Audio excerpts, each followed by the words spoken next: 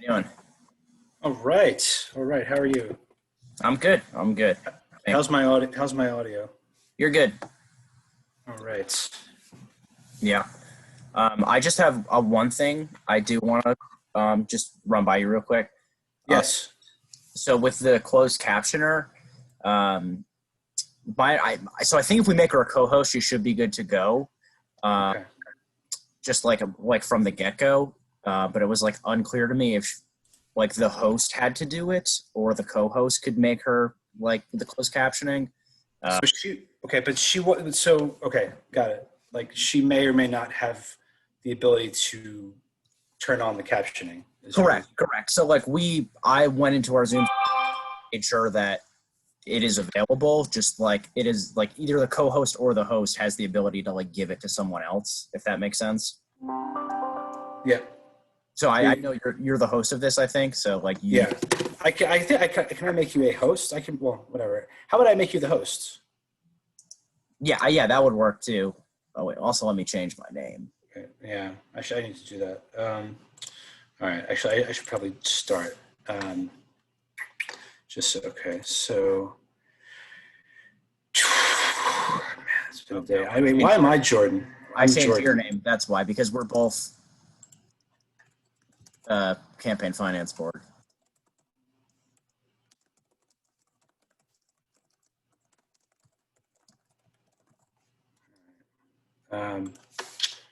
Okay. Oh, we've got some people joining. Right. I'm going to promote Joan. And I'm going to promote Stacy to co-host. Hi, Joan.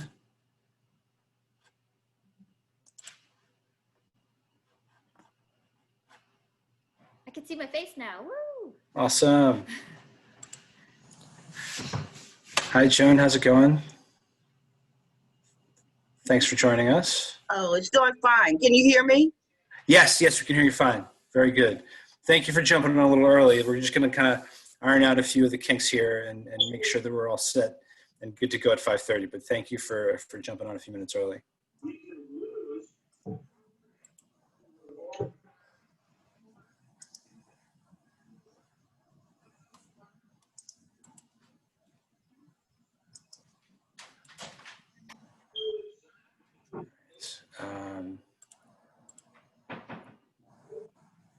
Hey, Michelle, are you good to go with the closed captioning now? Did that do it for you? It did assign me. I'm getting ready to send a test in just a second. Perfect. Thank you so much. Thanks. And Jordan, can you make Stacy co-host? Yeah. Okay. I'm just Okay, not I'm on good to video go. now. Let me know if you prefer I'm on video. I just don't want to confuse anything. Yeah, I don't know if you need to be on video, just Yeah, so you whatever. have the ability to kind of get in and manage. Yeah, perfect. Yes. Oh, so Jordan, now that you are the host, you need to you're the one who needs to do the Facebook. Yep. We should be good now. I can actually just make you the host again, and then. Okay. I am the host now. And if you can just make me a co-host from that. Okay. All right. Make co-hosts. Yes. All right. Thank you. All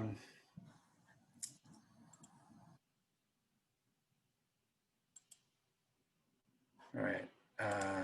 Do you have the? I got the attendees up list up here.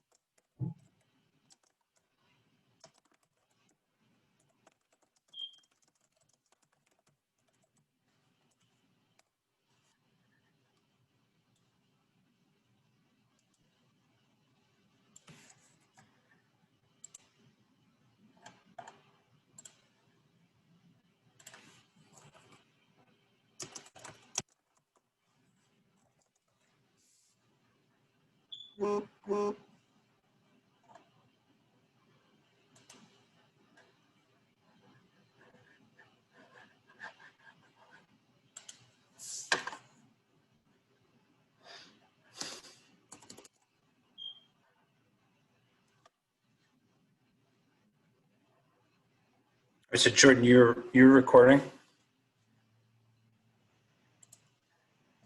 I am not, but I see that it is recording right now. I didn't start it. Okay.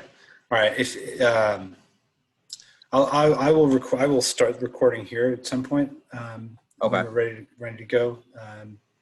We don't need to record all this chatter, but I'll record. It'd be good to have a kind of a little redundancy if we can make sure to set that up.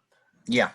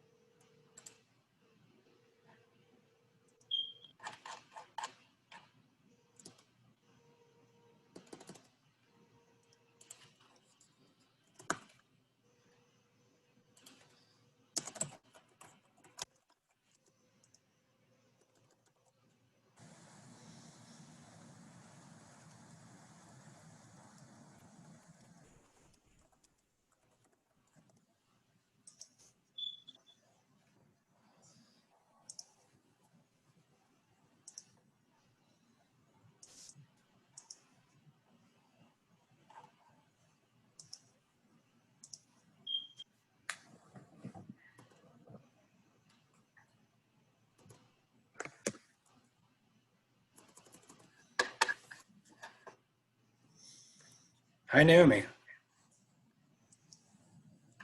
Good to see you.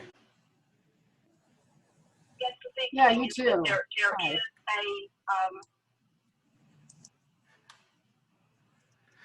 Thanks for jumping on a little early as we get this all set.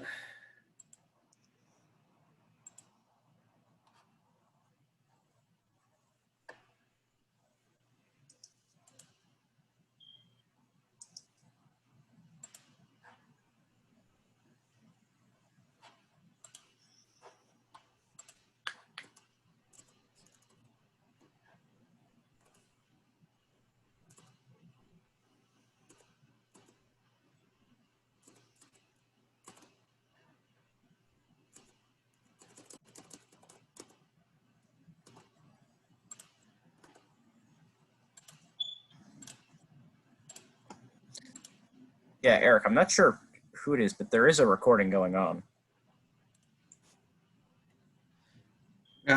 It does look as though it's next to your name.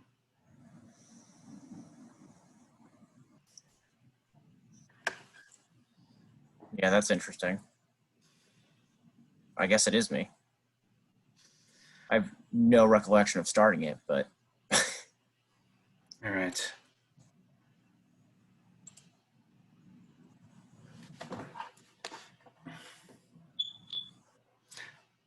All right.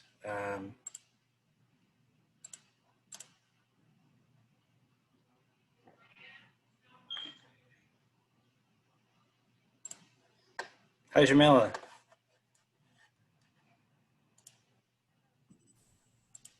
Hey, how are you, everybody? good. How are Good you? to see you. Good to see all of your faces. I'm glad to see you're all in one piece after Monday. Yeah, it's you know, it's important to like find interesting ways to get exercise now that we're all stuck at home. So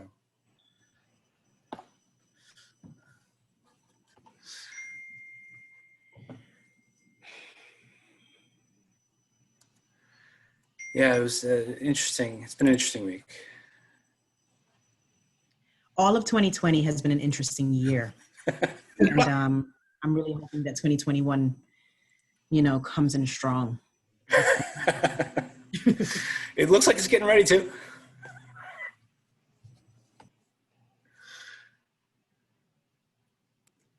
Did anyone else notice all the snow earlier today?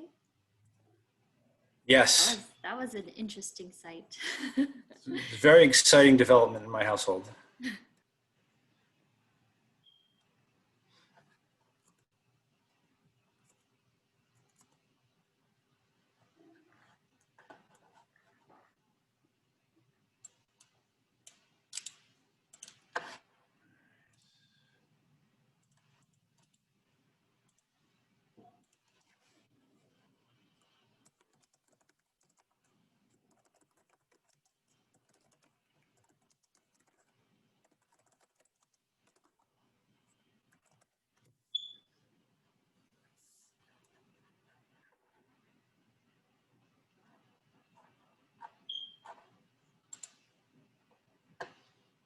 Okay, we'll give it a few minutes, see who else is here.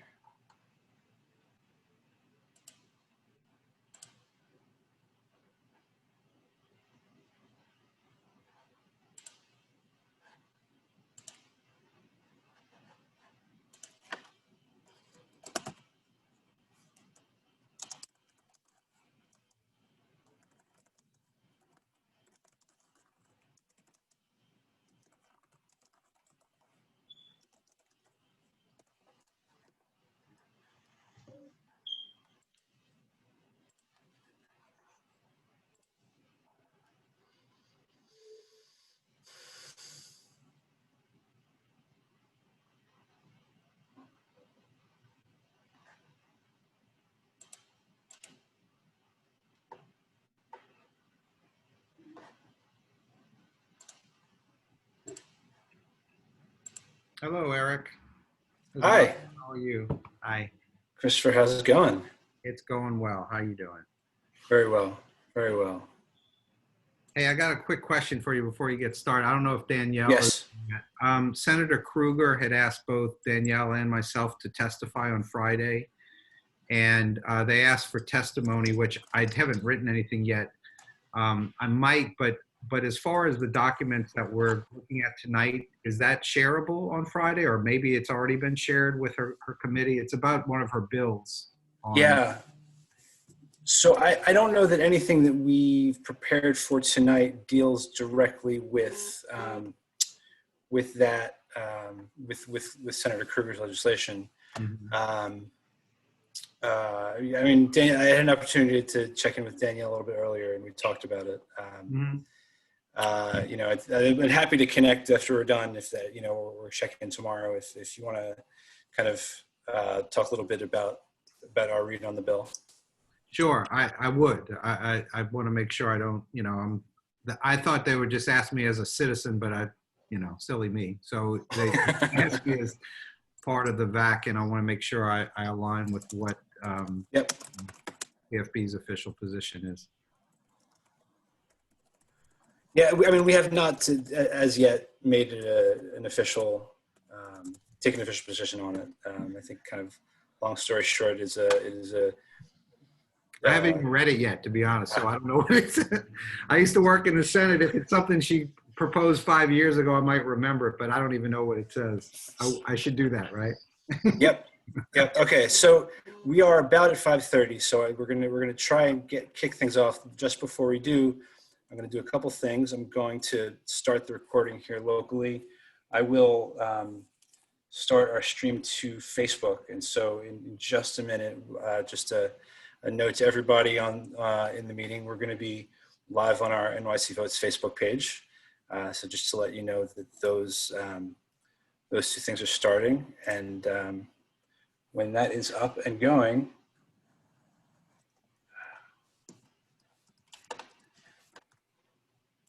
I'm gonna try that one more time. Apologies.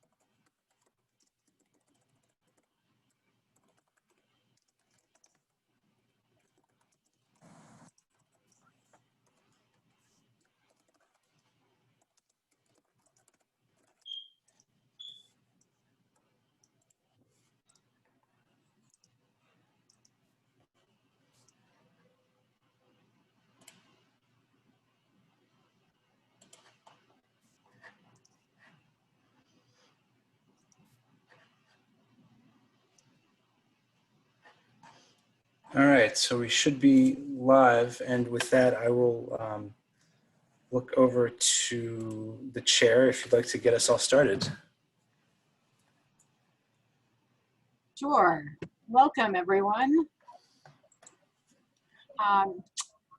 Good evening, and thank you for joining tonight's meeting and public hearing of the Voter Assistance Advisory Committee of the New York City Campaign Finance Board. My name is Naomi Zauderer, and I am the chair of this advisory committee and a member of the Campaign Finance Board. We are excited to hear from you, the voters in attendance tonight, who plan to share your experiences voting or serving as poll workers in the 2020 election cycle. We look forward to hearing about issues you faced or your recommendations to improve city elections. I would like to start by commending the New York City Board of Elections. The 2020 elections presented us with unprecedented challenges and drew a record number of voters to the polls. Most New Yorkers shifted the way they voted to cast ballots during early voting or by mail. Handling those changes was a massive undertaking. Election day itself was smooth, with few reported difficulties. Election administration is often a difficult, thankless task. So to the board, staff, and poll workers, we want to say thank you. The Campaign Finance Board's voter engagement initiative, NYC Votes, is proud to have joined with other voting advocates to promote early voting as a safe, viable alternative to voting on Election Day. We worked closely with many of the advocates and groups that will speak this evening to make sure New Yorkers were aware of their voting options. There were issues during the general election that concerned the committee. Misprinted absentee ballot envelopes sent to voters in Brooklyn, slow updates to the absentee ballot tracking system, long lines at several early voting sites. True online voter registration remains inaccessible to city residents without a DMV ID. Voters deserve to have government officials get to the bottom of these issues and take action to address them. But before we hear from voters, we're going to receive a brief report on voter registration and voter turnout in the 2020 general election. I look forward to hearing from you all. Now I will turn to the CFB's Executive Director, Amy Loprest, who will start things off with her report. Thank you. So I just wanted to say a few words. First, I want to commend our public affairs staff and the leadership under the leadership of Eric Friedman and Amanda Malillo, who really did an extraordinary job working to educate voters and get them the information that they needed to make an informed vote during the 2020 election, to know what their options were and how they could exercise them to vote and vote safely. So, I mean, it was a tremendous amount of effort with a lot of changing information. So I commend them and all their staff. And if I started naming them, I know I'd leave someone out, so I feel bad. You know who you are, and thank you very much for all the public affairs staff who did a lot of work during that election. Looking to the future, the Campaign Finance Board is preparing to make its first public funds payment for the 2021 election next Tuesday. So it's the first early payment under a new regime that was passed by voter referendum in 2018 and added to the law by the State Council in 2019. So we are looking forward to that. It's the first payment that will be made under the lower contribution limits and expanded matching funds system that was adopted by the voters. So we're really looking forward to that. The staff is also preparing for a number of special elections that will be occurring, one in December, 2 in February, and one anticipated for March. So, you know, we're getting ready for all of those elections. And finally, it is with mixed emotions that I say that tonight may be our last night with our chair, Naomi Zauderer. And so I wanted to thank her for her service, both to the Voter Assistance Advisory Committee and to the board. You know, tremendous work that has been done during her tenure as the chair of this committee. And I just want to point out a few things. She was a stalwart participant in our lobbying days when we went up to Albany to lobby for voting reforms. She was an advocate to make us, the committee, make a firm statement when the administration was trying to add citizenship questions to the census forms. And under her direction and her tenure as the chair of this committee, the work and the scope of the work that we are doing has vastly expanded. So thank you very much, Naomi, for all of the work that you've done. If we were there, we would clap. I don't, virtually it's No, thank you a so little much. weird, but thank you very much.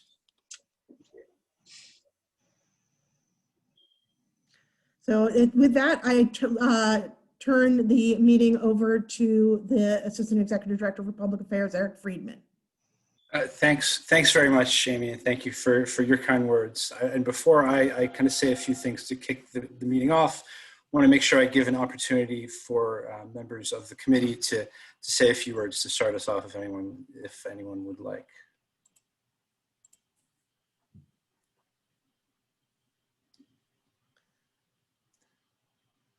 Hi, Eric. I can say a couple words. Thank you. First, I would love to second those remarks. Naomi, thank you so much for your service and for everything that you've done while you've been on the VAAC for the time that you've served. And also, yes, during this last election, there was so much that had to be done quickly, things that we've never done before. And I think we saw a remarkable effort of many of the staff and members of the Campaign Finance Board in getting it done in a way that protected the rights of people to vote. Lastly, regarding this hearing, my name is Jamila. I'm Deputy Public Advocate. I work at the Office of the New York City Public Advocate of Jumaane T. Williams.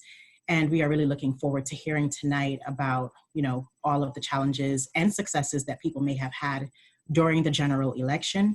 We know that, in some cases, I know in my own community, I had to wait. I went to vote a few times and had to wait people had to wait more than 4 hours to vote. And there were discrepancies at different poll stations in terms of how long people had to wait. So we're really looking forward to hearing what people have to say.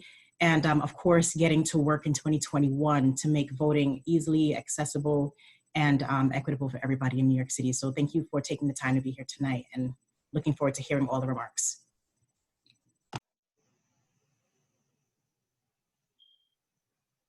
Thanks very much, Shamila. Are there any other members of the committee who'd like to kick us off? If you want to give a quick hand raise in Zoom.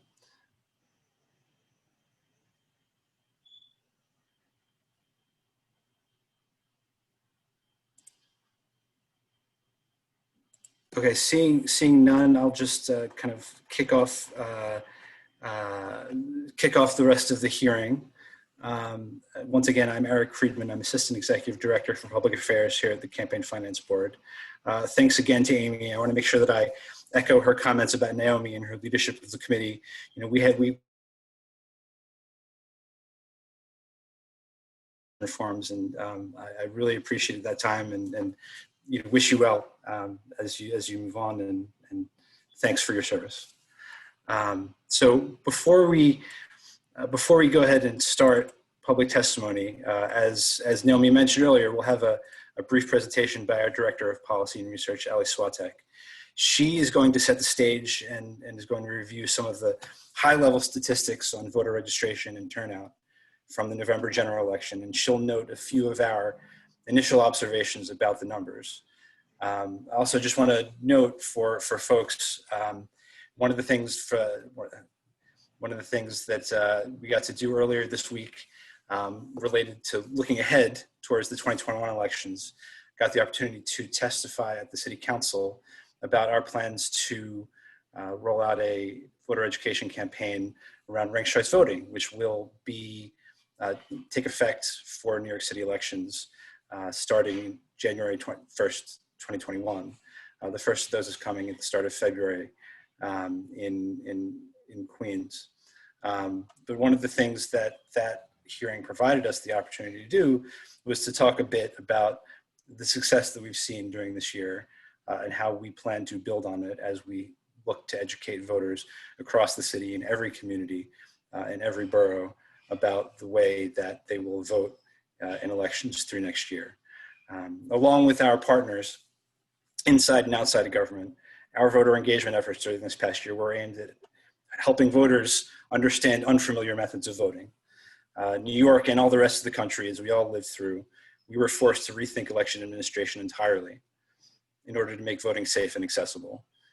disseminating consistent and accurate information was a unique challenge this year, as state legislation and court decisions and executive orders changed the way we vote on what felt like a daily basis in those first few weeks and months of the pandemic. For many voters, 2020 was their introduction to two new forms of voting to them, voting by mail and early voting. So in order to maximize public safety and introduce these voting methods to voters for the first time, we, along with the Board of Elections, the Mayor's Democracy NYC initiative, and other civic groups, led education and mobilization campaigns encouraging voters to vote before Election Day. And the results speak for themselves. These efforts resulted in 36% of voters in the general election voting early and 23% voting by mail, compared with 6% who voted early in the 2020 primary. We did the hard, consistent work of providing accurate and consistent messaging to voters throughout this challenging year.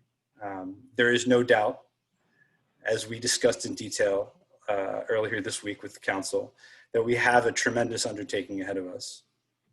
Successful implementation of ranked choice voting is going to require assistance from all corners of New York City.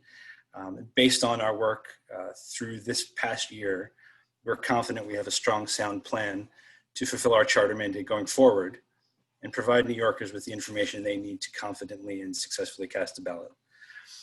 So again, this will be the last meeting of the 2020 year. I want to just take a second, echo Amy's comments, and give really a special thanks to the folks, the directors in our public affairs division, to Matt Sollers, our Director of Public Relations, to Charlotte Levitt, our Director of Marketing and Digital Communications, to Ali, who we'll hear from in a few moments, our Director of Policy and Research. I'll give a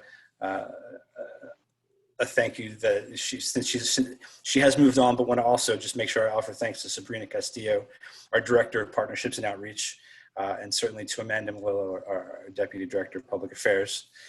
This also gives me the opportunity to share with all of you that we will be bringing on in a couple weeks a replacement for Sabrina as Director of Partnerships and Outreach for the agency. His name is Omar Suarez. He is, he comes to us familiar with this work, worked for Dominicanos USA, one of our really excellent longtime partners. They do a lot of work up in the Bronx, have a long history of registering voters, and we are really pleased to be able to bring him on shortly. So with that, I want to just, again, sort of lay out some of the ground rules. We've done a few of these hearings together over Zoom, but a few of the ground rules before we begin public testimony. We have, at the moment, close to 25 voters who have already provided us with written testimony. So each of those will be posted on our website, along with video from this hearing and a written transcript, after the hearing is done. So in a minute, I'm going to post a list of members of the public who've signed up to testify in the chat window. So you'll be able to access that by clicking a little chat button at the bottom of your screen, so folks can follow along. I'll be calling on speakers in order to provide testimony. So after you are called on, please wait for a few seconds as we bring you into the meeting. You'll see a message on your screen that says you've been promoted, and you will be able to turn on your camera and to speak. You'll see those controls at the bottom of your Zoom window as well. We have a good number of people, a couple dozen, who have come forward, signed up to tell their voting stories this evening. We are going to hear everybody out who's come to testify. So in order to give everyone a chance to be heard, we're going to limit testimony to 2 minutes each. Jordan Pantalone, he's our intergovernmental liaison. He's going to be our timekeeper, and you'll hear from him when your 2 minutes is about up. And so when you hear from him, just, please move towards wrapping up. Anyone who is in the meeting is welcome to make comments or ask questions in the chat. Amanda and Ali will be answering questions there. If you're following the hearing on Facebook with us, please ask questions on that platform. If you're in the meeting and you would like to speak and you don't see your name in the list in the chat, please just post a note there, and we'll be sure to add your name to the list. As Naomi and Amy laid out at the start, The focus of tonight's hearing is to hear testimony from members of the public on the 2020 general election. And you know, as noted, there is a lot to talk about there. You know, there has been focus this week on the 2021 elections and the implementation of ranked choice voting. So if you can prepare to speak on that issue, please know that we do want to hear from you. To the extent we can, we'll try to reserve some time towards the end of the hearing to turn the discussion towards 2021 if folks would like to address those issues. So if you're signing up to speak, we'll ask you to indicate in the chat which subject you'd like to address so we can have a focused discussion on those issues after our review of the 2020 elections. So I will pause here, ask if anyone, any members of the committee have any questions before we get started.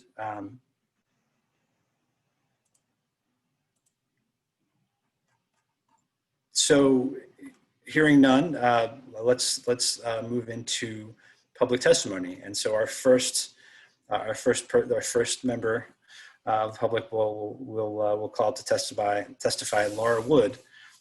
She is with our partners at Democracy.nyc. Eric, do we want to let Allie give her presentation? Oh, my apologies. I Didn't say that. So wasn't sure if I was being skipped. I appreciate Jordan doing that, and I've given that whole mindset, and my apologies to Allie. Thank you for the correction. I'm going to turn to Allie to give her prepared presentation. Hi everyone, I'm Allie Swadek. I'm the Director of Policy and Research at the Campaign Finance Board. Let's see if I can share my screen. I can. Perfect. Okay, I have some short but hopefully very interesting facts about the general election that we just experienced in November. So just to set some expectations, we have just high-level facts about the election. We're not going to be able to give information about demographics until we have a voter file early in 2021. So this is just some high-level information that will hopefully nonetheless be useful to you. So I'm starting off with a topic that we have discussed in the VAAC hearings, probably every single VAAC hearing in this year. So the new voter registration numbers for the year compared to the same period of time in 2016. So as we know, the presidential election years present a tremendous opportunity to register new voters, harness the energy and the attention of the presidential election. So, but the wrench in this year, of course, was the fact that COVID took place at the beginning of the year. So as we discussed in previous VAAC hearings, there was a decrease in new voter registrations across the board in New York State and New York City. What we're seeing right now is that the new registration deficit continued in New York City after strongly rebounding in the other counties of New York State. So again, just to recap, the 3 ways to register to vote: in person at the BOE or at a voter registration event. The second way is via the MyDMV website with a DMV issued state ID or driver's license. The third option is an individual can print and mail a paper form themselves. So all 3 of those options were impacted in some way by COVID or were inaccessible to New York City residents in particular. As we've said many times before, more than 750,000 New York City residents age 16 or older do not have a DMV issued ID, which means that they would not be able to use the MyDMV portal to register. So what we're seeing here in this chart in New York State, the number of new registrations in 2020 compared to 2016 was 35.5% higher. And in New York City, it was 7.4% less. So it's difficult to isolate out the cause of why new voter registrations in New York State counties rebounded once New York on pause was lifted, but did not in New York City.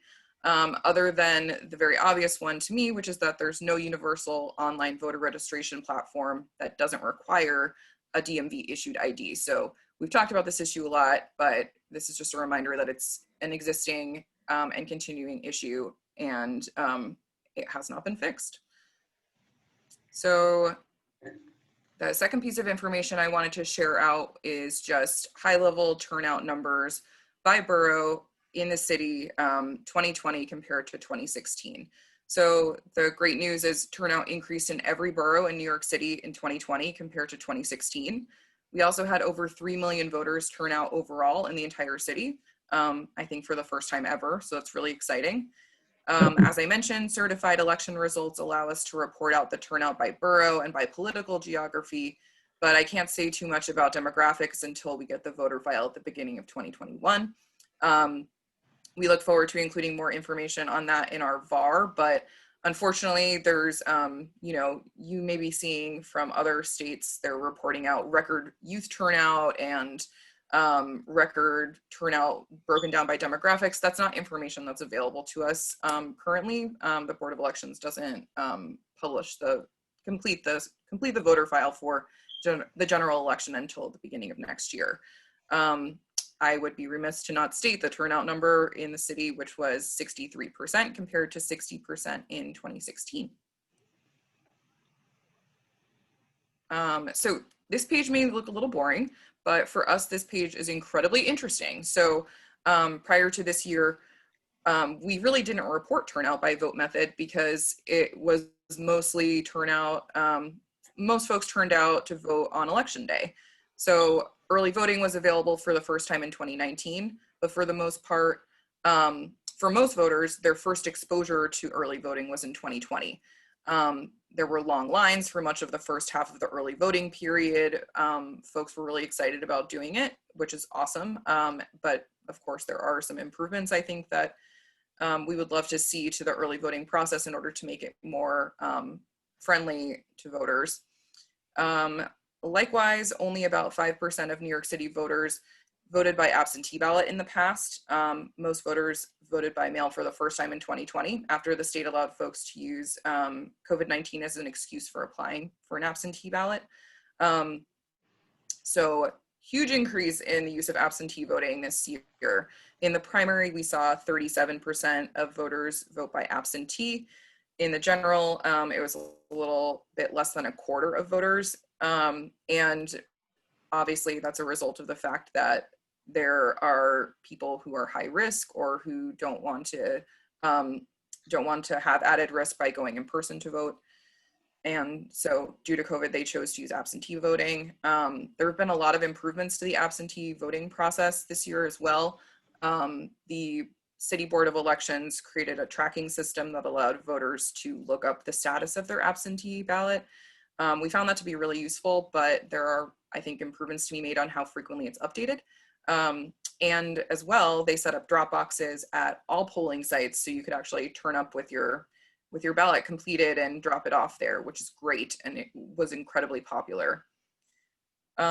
So as far as early voting, in the first year that it was used in 2019 in the general, about 7% of voters used early voting. This year in the primary, only about 6% used early voting, so it stayed very static. But the CFB, along with the Board of Elections and other civic organizations, really, really heavily promoted early voting this year, and it led to a lot of awareness of it being more COVID safe and more convenient for voters. So we saw early voting increase from 6% in the primary to 36% in the general, which is really exciting. We hope it shows the positive effects of a really strong voter education campaign. And we think it shows that, and from the feedback that we've been hearing, while it was frustrating to encounter long lines, voters really appreciated being able to have multiple days that they could go vote, and compared to just being able to go vote in person on election day. So for that reason, election day voting turnout as a percentage of vote method was much less in the general election. And what that meant was, compared to the primary, it was only 40% of voters chose to vote on election day. So what that meant was there were fewer lines on election day. I think this year was the first year, at least in my memory, that there wasn't a major issue that occurred on election day. And I think one of the reasons why is because there was so many fewer people who chose to vote on election day. So that's one aspect of early voting. and absentee voting that I think is really positive. It sort of relieves the pressure on election day to be the only place for people to vote. Okay, so my last slide is just some takeaways that we had from observing the general election and really just the whole last year of voting. So from the voter registration perspective, it's still incredibly important to us to have some form of universal online voter registration platform that does not require a DMV issued ID. At this point, this is something that the state legislature, we're really hoping will act on. And it's one of our key legislative priorities going into 2021, when the legislature will be back in session. The second point, and this is also for the state legislature, is early voting. So there's currently a bill that would make more early voting sites available in New York City. The Board of Elections already offers more early voting sites than are legally mandated. They offered 88 sites in the general election, but we think that more sites would better serve voters and would also alleviate some of the lines that we saw because there was such high demand. We also think that creative solutions such as expanding hours on the weekends could help alleviate lines, or adding more polling sites just on weekends, something like that to consider, and have it be, less static where it's just every early voting site has to be open every day. We think you can look at demand and kind of make a decision about when to open sites or when to increase hours depending on demand. The third piece is related to absentee voting. The legislature will pass no excuse absentee voting, hopefully, for the second time, and that will mean that it's put on the ballot for voters to vote on. We think this year has shown that folks really like absentee voting, and that it should be made available to everyone if they want to use it. Secondly, the ability to request an absentee ballot electronically has been hugely popular. The Board of Elections has even said that it makes their job a lot easier. They don't have to process paperwork. Previously, you could only apply using a paper application, and so since it's electronic, it just goes right into their system. I think this is has been one of the more popular expansions of opportunity to voting this year, is being able to request your absentee ballot electronically.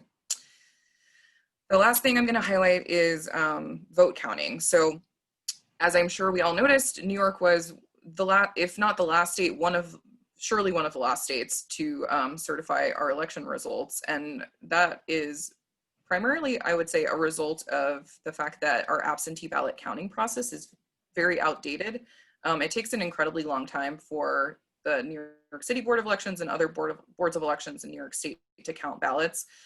So we would be looking for a legislative solution that would require expedited procedures for counting votes. And this is primarily an issue with absentee ballots. So that's all, and I'm happy to take any questions.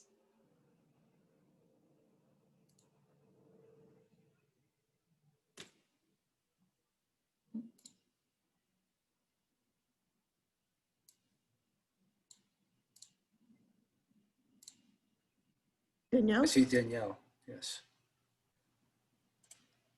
It shouldn't come as a huge surprise. I understand that 88 early voting sites was more than what was required, but I believe that on election day we have 1,200 sites. So by what mathematical calculation did it seem like 88 or anything less than 88 was going to be sufficient? Because that just seems so off the mark.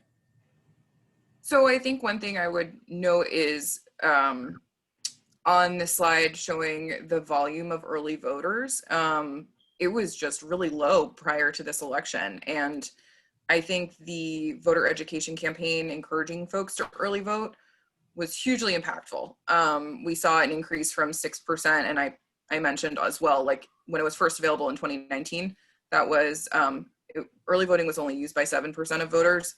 In the primary, it was only used by 6%. In the general, it was used by 36%. So that's a huge increase. I think that one of the, like, that's the reason why there were long lines. So 88 doesn't seem like the right number. I agree with you, but the way that the law is written currently, that is, I think it's about 25 more sites than would normally have been required to be offered. So, and I'm sorry, I just want to follow up with a question, which is that given that COVID hit in, let's say, March, early March, mid-March, certainly by April, May, June, July, August, September, that it should have been clear. And since we were already over the amount that was provided by the law, and there's no penalty for having more sites, isn't this something that should have been considered somewhere so that there were more sites? Yeah, I mean, I would make that, I would agree with that argument. Certainly, I know that we've heard from the City Board of Elections that it's incredibly challenging without a legal mandate to have sites agree to be early voting sites. You have to be available for the full 9-day period.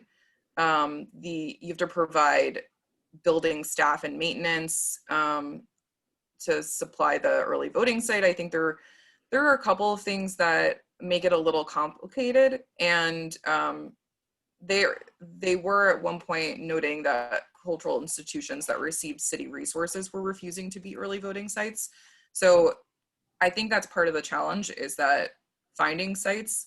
And one other thing I would be remiss to mention is there are, because more folks are assigned to each early voting site, there's just like a volume, there's just a larger size of the polling site that's necessary, and it also needs to be ADA accessible.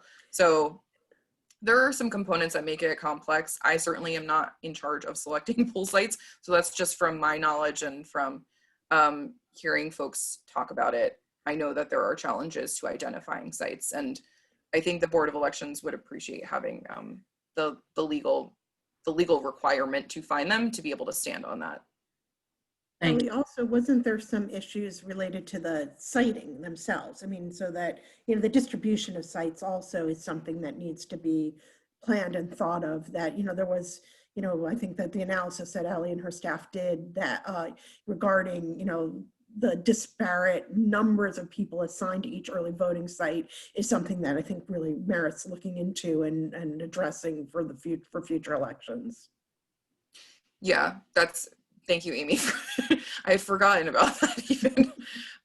We did an analysis of how many voters were assigned to each early voting site. It's just hugely varied. The Board of Elections ended up opening a second site for one of their largest assigned sites, Robert Wagner Middle School in Manhattan. I think it had more than 100,000 voters assigned to it. They ended up having to open an overflow site because the demand was so great. The lines were consistently exceeding 4 hours long, and there is a state law that requires that mandates mitigation strategies if the line is longer than 30 minutes. So it was a huge problem in certain locations. And then other sites had 7,000 voters assigned to them.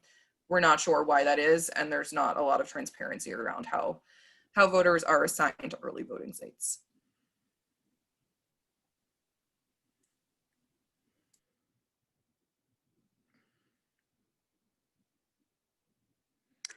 Hi, Allie.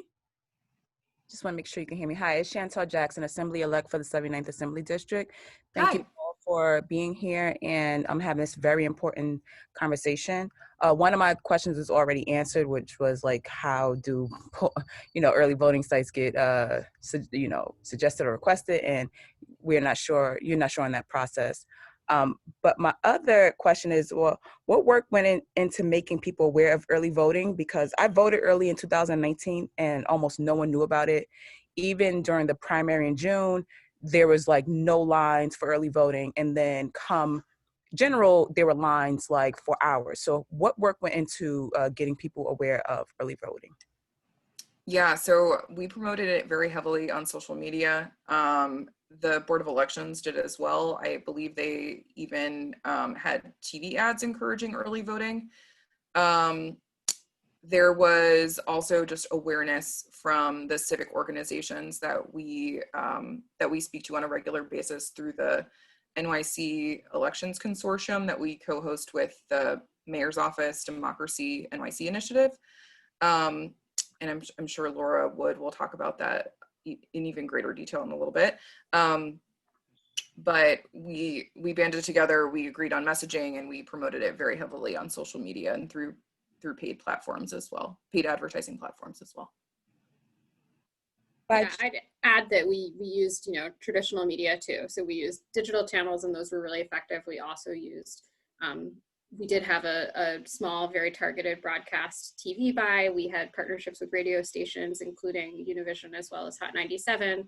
We had advertising in community and ethnic media. So we had a pretty well-rounded mix, and we'll be looking to kind of grow on that as we're getting towards the city election in June.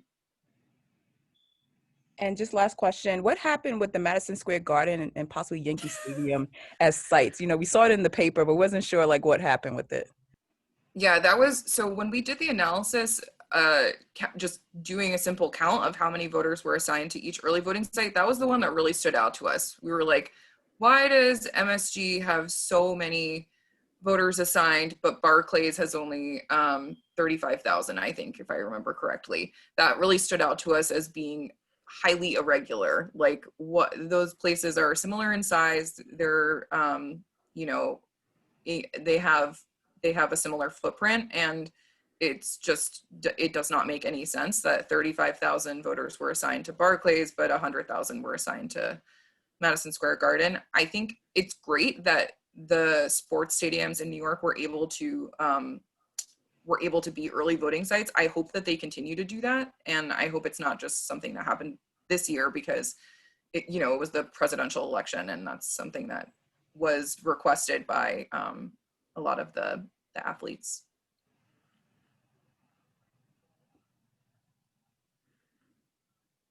I hope that answered your question. Thank you. Good, thank you. Awesome. I see a couple of other raised hands sort of on the side here from folks with questions. I see Ben Kalis with your hand raised. You want to ask a question, or I know you're signed up to testify also.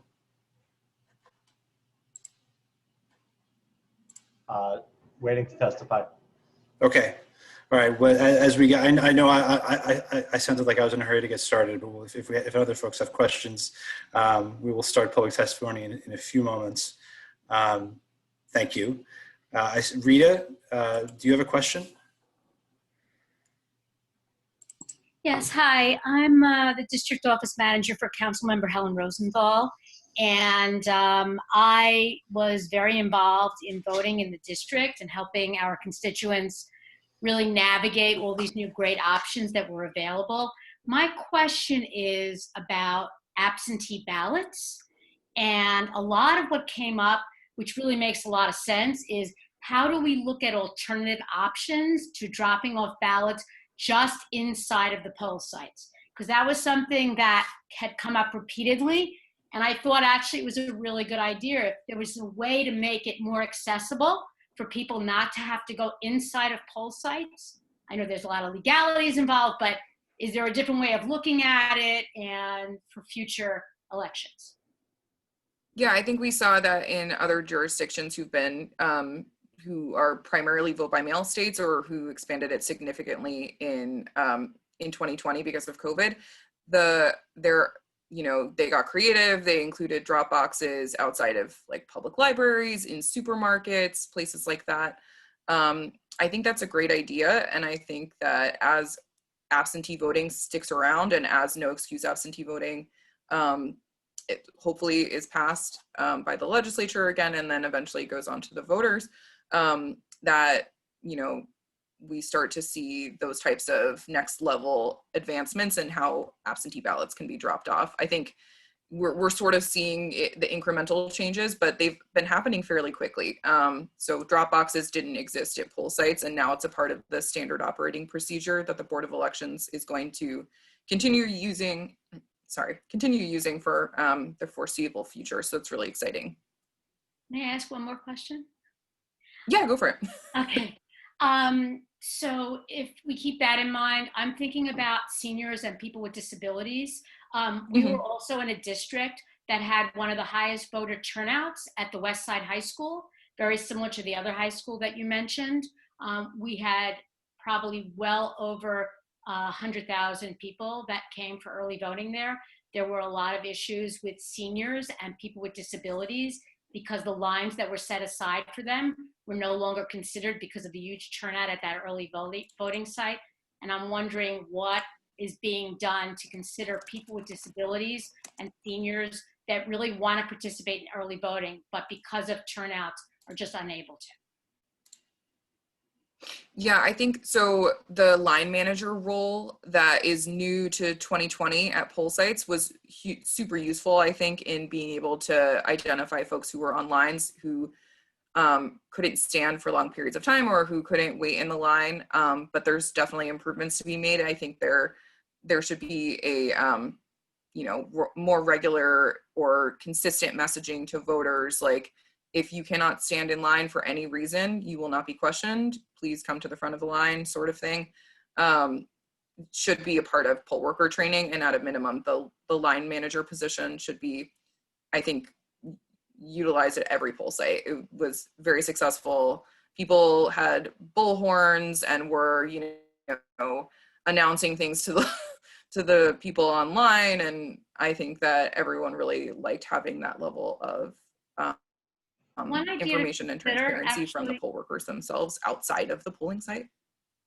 Sorry, one idea that I thought was very creative was a lot of the businesses, the small businesses, especially grocery stores at the beginning of the pandemic, and still continuing mostly to date, is setting aside senior and disability hours so that they don't have to be on a separate line, which really poses a problem for everyone that's coming for early voting, and also gives them the kind of the privilege of being able to vote without, going on a separate line or waiting on a general line.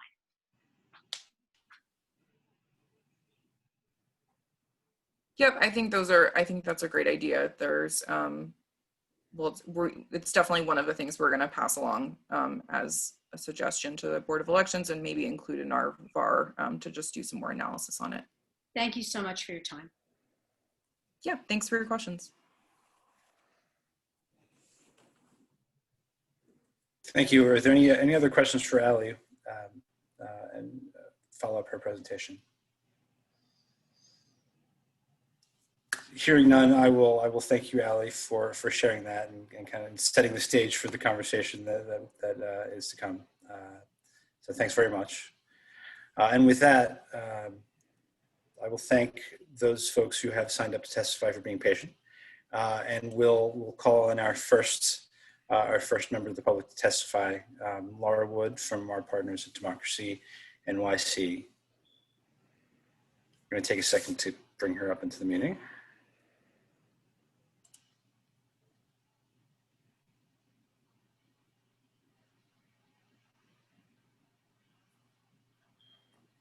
Thank you very much, Eric and Allie. Thank you. I'm very glad we didn't skip your extremely informative presentation. Thank you as well to the entire VAAC and to the CFB staff for holding this hearing and for the opportunity to provide testimony, which I will definitely keep brief. My name is Laura Wood, and I'm the Senior Advisor and General Counsel to the Democracy NYC initiative at the Mayor's Office. Democracy NYC aims to increase voter access, foster civic engagement, and promote voter turnout for all New York City residents. Given the COVID-19 pandemic, for both the primary and the general election, we focused on marshaling resources to educate New Yorkers about absentee voting and early voting. And in partnership with the New York City Civic Engagement Commission and the Mayor's Office of Immigrant Affairs, We created public service announcements and FAQs in over 10 languages.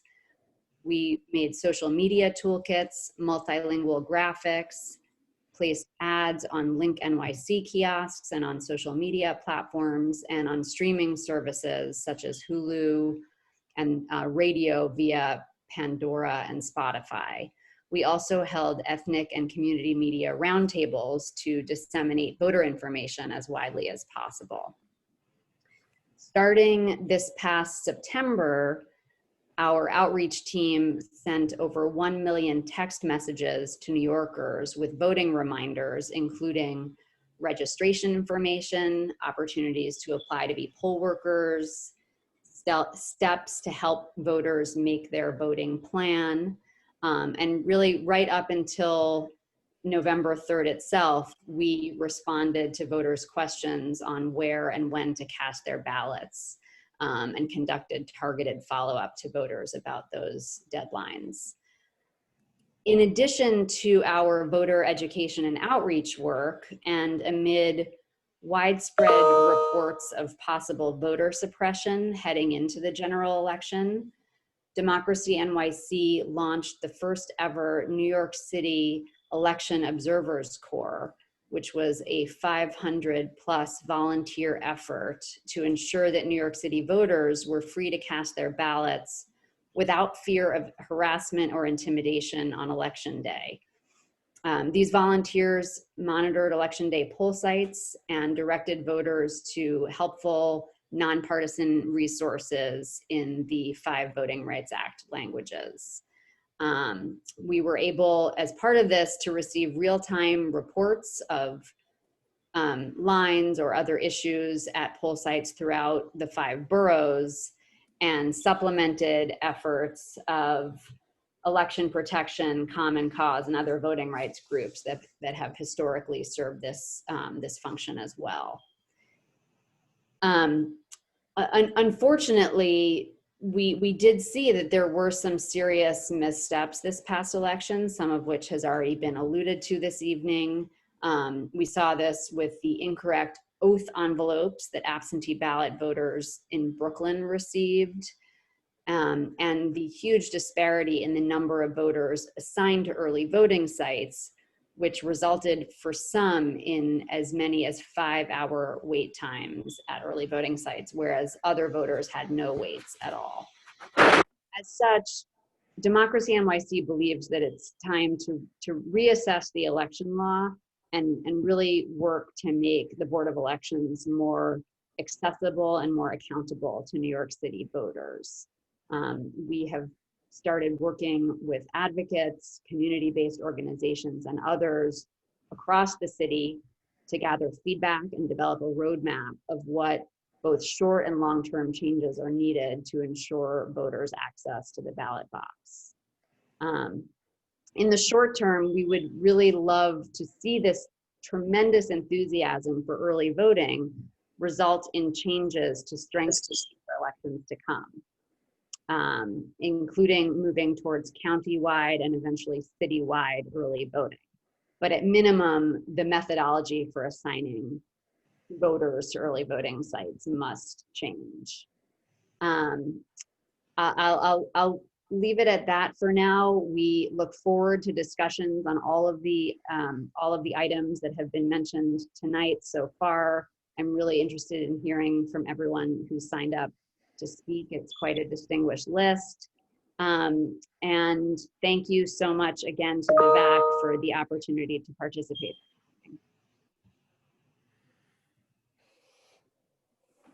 Thank you, Laura, and thank you for your partnership during this this crazy, interesting year.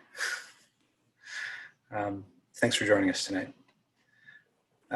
So working our way down the list, I'm going to call next on Councilmember Ben Kalos.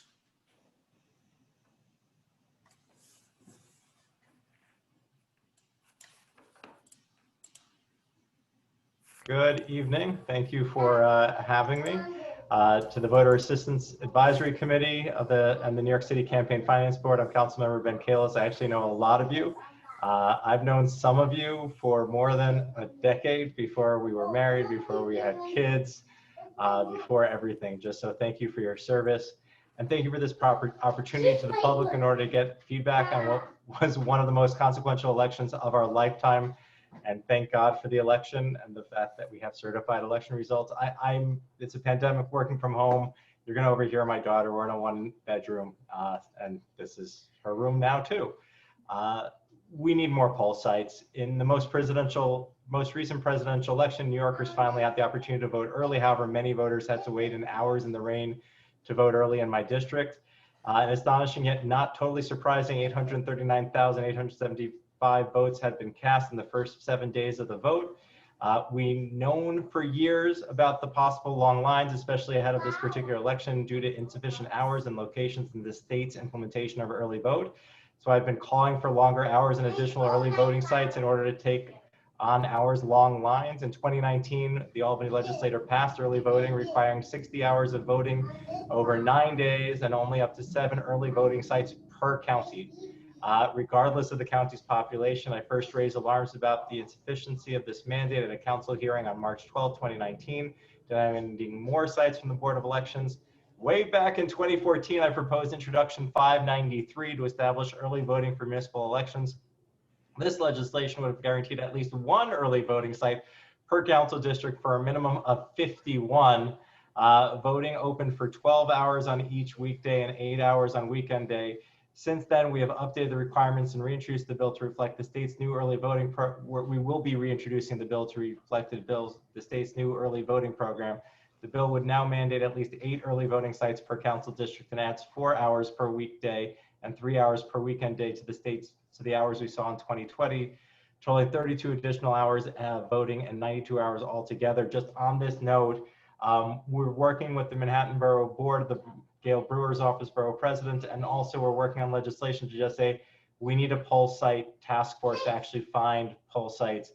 We have tons of cultural institutions, faith-based institutions, community centers that aren't paying taxes, and if they're not paying taxes, the least they could do is make space available for democracy for 20 days a year.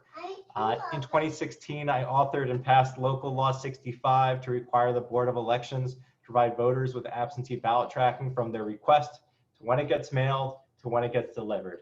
Despite testifying that the Board of Elections could implement this system in 2015, they chose not to. And that meant more than 100,000 voters in Brooklyn were disenfranchised in the presidential primary, and it took 5 years and a pandemic to finally implement it, and it isn't fully complete, with a lot missing, such as people's voter histories. Under the law, you should be able to go back and see when your vote was counted and why, and that's something that I hope you folks can help get done. I heard a lot about online voter registration. You can only register to vote if you have a New York State issued identification or driver's license in New York State, and that is not good enough. In 2017, the City Council passed online voter registration that I authored as Local Law 238 to mandate that you, the Campaign Finance Board, build an online portal to expand access to voter registration. You can correct me if I'm wrong, but I believe that as of June of 2019, you were actually ready to launch it, which was just in time for the Albany legislature to block the implementation of the law. To be clear, Albany blocked New York City residents from being able to register online to vote for president. As of October 2020, a total of 40 states have online voter registration, but not New York, and it needs to change now. Next year is an off-year election everywhere else in New York.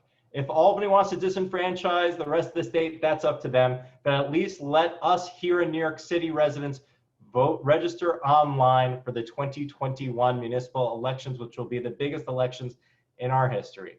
I want to touch on ballot access and ranked choice voting, which is just with coronavirus and the fact that we're in a second wave, and the fact that the governor changed the petitioning requirements, cut the deadline short, we passed Introduction 730, which would say if you qualify for public matching, you get on the ballot. No ballot bumping, no high-priced attorneys, you just get on. If you want to, you can still petition on the old way, but that would be another piece. And last but not least, we've heard a lot about ranked choice voting recently. When it was on the ballot for the charter, I was actually the only one really going around the borough of Manhattan to community boards to tell them about what was on the ballot. That's when Dr. Hazel Dukes told me that that's when the NAACP was aware that ranked choice voting would be on the ballot. And we did not do enough with the 2019 Charter Revision Commission to really educate voters about what was even on the ballot. 2018, I thought, was a particularly good year. I love the new campaign finance system, but we really didn't do the outreach. If I was the only one doing outreach, that was a problem. And so we've heard a lot. We had a hearing in the city council. And so I asked this question at the hearing, and I know you're the one who gets to ask me question, but I am hoping that the Campaign Finance Board and Voter Assistance Commission will partner with nonprofits, civic groups, senior centers, youth centers, public schools, and elected officials like me, and even candidates, to educate everyone in the city of New York on how ranked choice voting works, because I don't think anyone understands it, and we're going to need to do a lot of education. Thank you. Thank you, Councilmember Kalis, for your comments. We're certainly happy to receive them. We're thankful for your work, and thank you for joining us here tonight. Thank you. So we're going to move to the next name down our list. State Senator Leroy Comrie is next on our list of folks. Senator, are you with us? If you are, please raise your hand and let us know.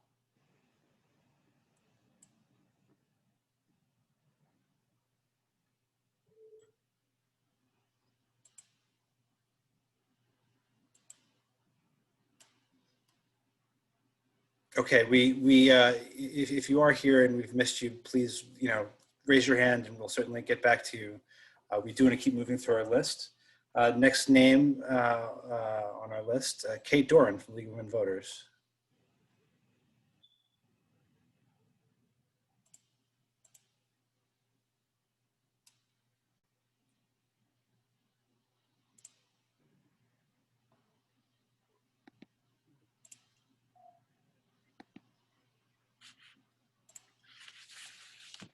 Hi, Kate. Please start when you're ready. Okay. Hi, good evening. My name is Kate Doran. I serve on the board of the League of Women Voters of New York State, and I am the election specialist for the New York City League. I will comment this evening on the City League's experience serving voters and make certain recommendations for improving elections in New York City based on my experience as a poll worker and someone who monitors the Board of Elections. The City League has a revitalized and outstanding telephone information service, which we call TIS. We provide timely and accurate information to some of the most underserved New Yorkers, mainly those who have been left behind by the 21st century electronic revolution. We talk to voters who don't own smartphones or computers. We talk to people who want to speak in real time to a knowledgeable human being. From August 2020 until the general election, TIS responded to 1,246 calls. Well over half of these callers had questions about absentee ballots. Moving on to specific recommendations for the Board of Elections, we have two this evening. You'll hear more in our written testimony. We recommend that the Board of Elections reach out to the electronic poll book vendor called Knowing to fix the screens for voters who wish to void ballots. On election day, we learned that the electronic poll book has no clear or intuitive way to indicate that the voter has been given more than one ballot. This is going to be very important in 2021 because we expect a higher than number of void ballots until voters become used to the system of ranked choice voting. In addition, Knowing should be asked to adjust the screen for examining the voter's signature. Typically, a voter fills out the field with their signature, but the poll worker sees a tiny image that is sometimes nothing more than a smudge. Second, we really urge the Board of Elections to take advantage of the provisions in New York State election law, section 3-500. This is in place in many other counties in New York State. It's an alternative poll site staffing plan. It means that we don't have to use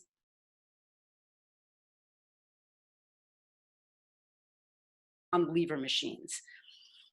The election day poll site should look more like the early voting model, with ballot stations to which line managers, we all love those line managers, right, can direct voters to any available ballot station table. A healthy democracy needs everyone to participate, and the League will be working diligently to support everything you're doing at the Campaign Finance Board to reach out to voters. And we are very grateful for your leadership, and we thank you for the opportunity to testify this evening. Thank you, Kate, for your testimony and for your partnership over these years. And you always have really wonderful, constructive things to say, and just really appreciate you joining us tonight. My pleasure. Thank you. Thank you. The next name up on our list is William Avery Hudson. William, are you with us?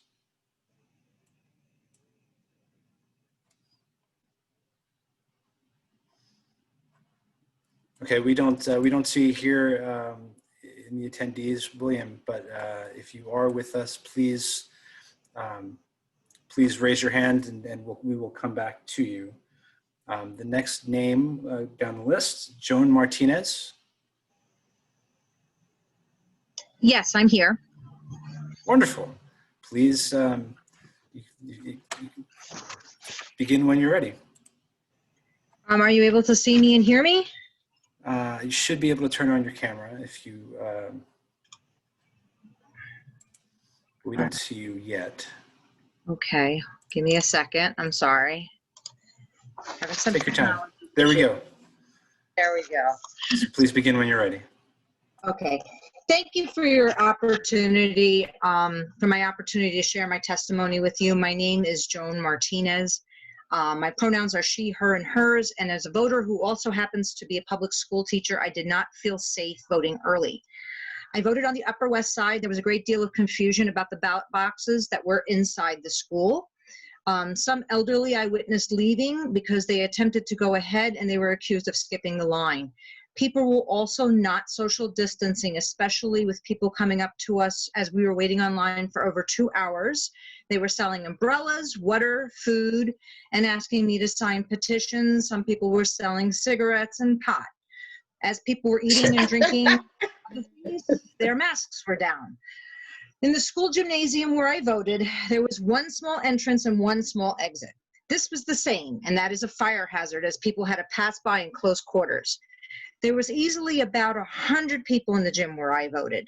We're not utilizing technology effectively because my voter card was physically taken from me and used to scan. If there's a barcode, I should simply be able to scan it, and I shouldn't have anyone else coming into contact with that card. Furthermore, that voter card, being that it has a barcode, should be able to be scanned to print out my ballot at any location, thereby having to avoid overcrowding. I did not see hand sanitizer for the voters, only for the poll workers.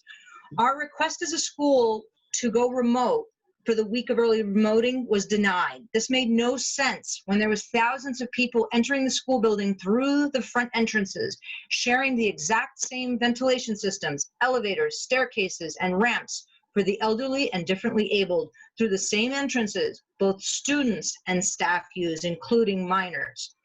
None of these voters had to undergo a mandatory daily health check screening, temperature check, or any other random COVID testing that everyone else in the building was required and mandated to participate on those exact same days there was early voting. No one was supposed to be exempt from that according to the DOE guidelines. My challenge to all of you is a question. Going forward, what are you going to do to make things safer for all early voters, all students, all DOE staff, all custodial staff, and all NYPD school safety staff who all are at risk? Thank you so very much for listening.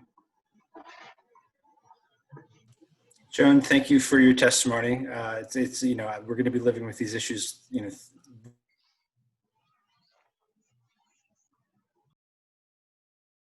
myself, and so I really appreciate you raising these issues and making sure that they get discussed. So thank you for your testimony. Thank you for being with us tonight. Our next name on our list as we work our way down, Michael Ring.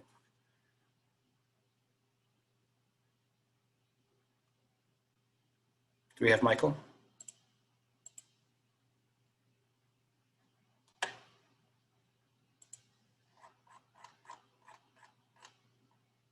Okay, so perhaps we don't. Michael, if you're here, raise your hand. We're going to move on down the list, but if you do come back into the meeting, or if you're here, please raise your hand, and we will circle back to you. Next name to testify, Pamela Scheiss. Pamela, are you with us?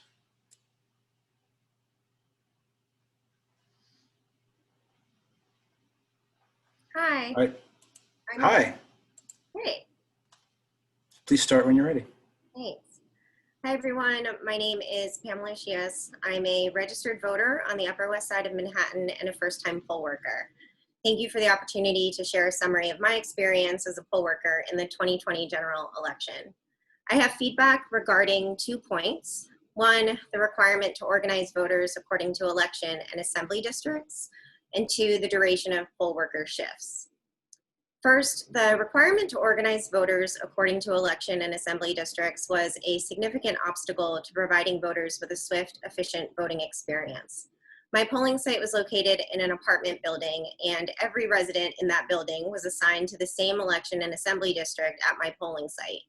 This resulted in almost every voter having to stand in a very long line for a single table to check in and receive their ballot.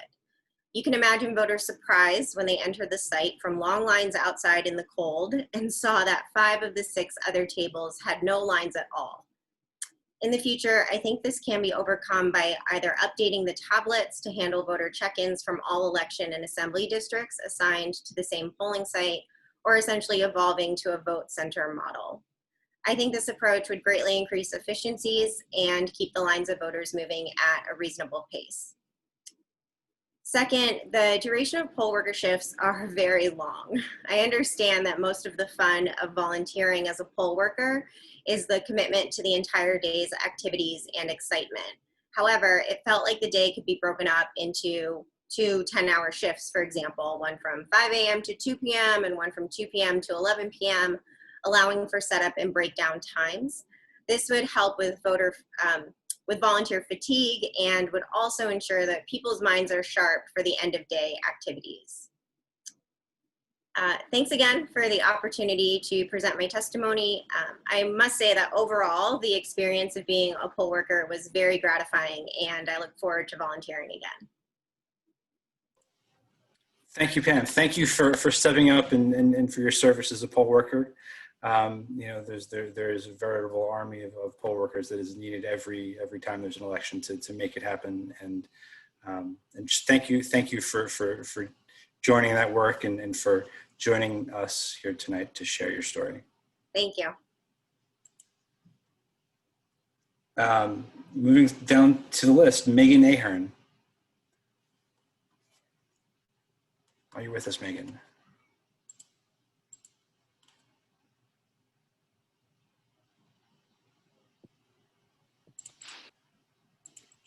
Hi, we got you. Begin when you're ready. Thanks, Megan. Okay, great. Hi, good evening, everyone. My name is Megan Ahern. I'm the program director for NYPIRG.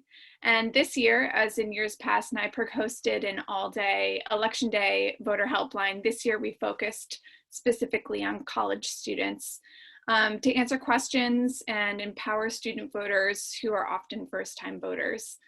So tonight I'm going to briefly share some information that was shared with us through the helpline and also through a poll monitoring survey that student volunteers and NYPIRG staff completed.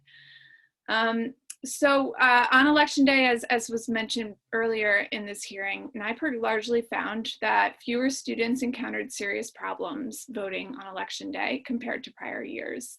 The most common question that we received through the helpline involved confusion about where to vote on the part of students who were displaced from their campus addresses by the pandemic and by college campus closures.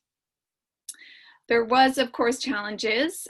Just to summarize briefly what we heard, Of course, long lines. And while enthusiasm to vote seemed to win the day this year, it's really unacceptable for any voter to have to wait in multi-hour lines. We asked those who filled out a poll monitoring survey whether or not they waited more than 15 minutes in line to vote. 1/3 of respondents who answered yes experienced wait times of up to 2 hours, which I actually considered to be rather good compared to some of the other poll sites experiencing 4 5-hour wait times.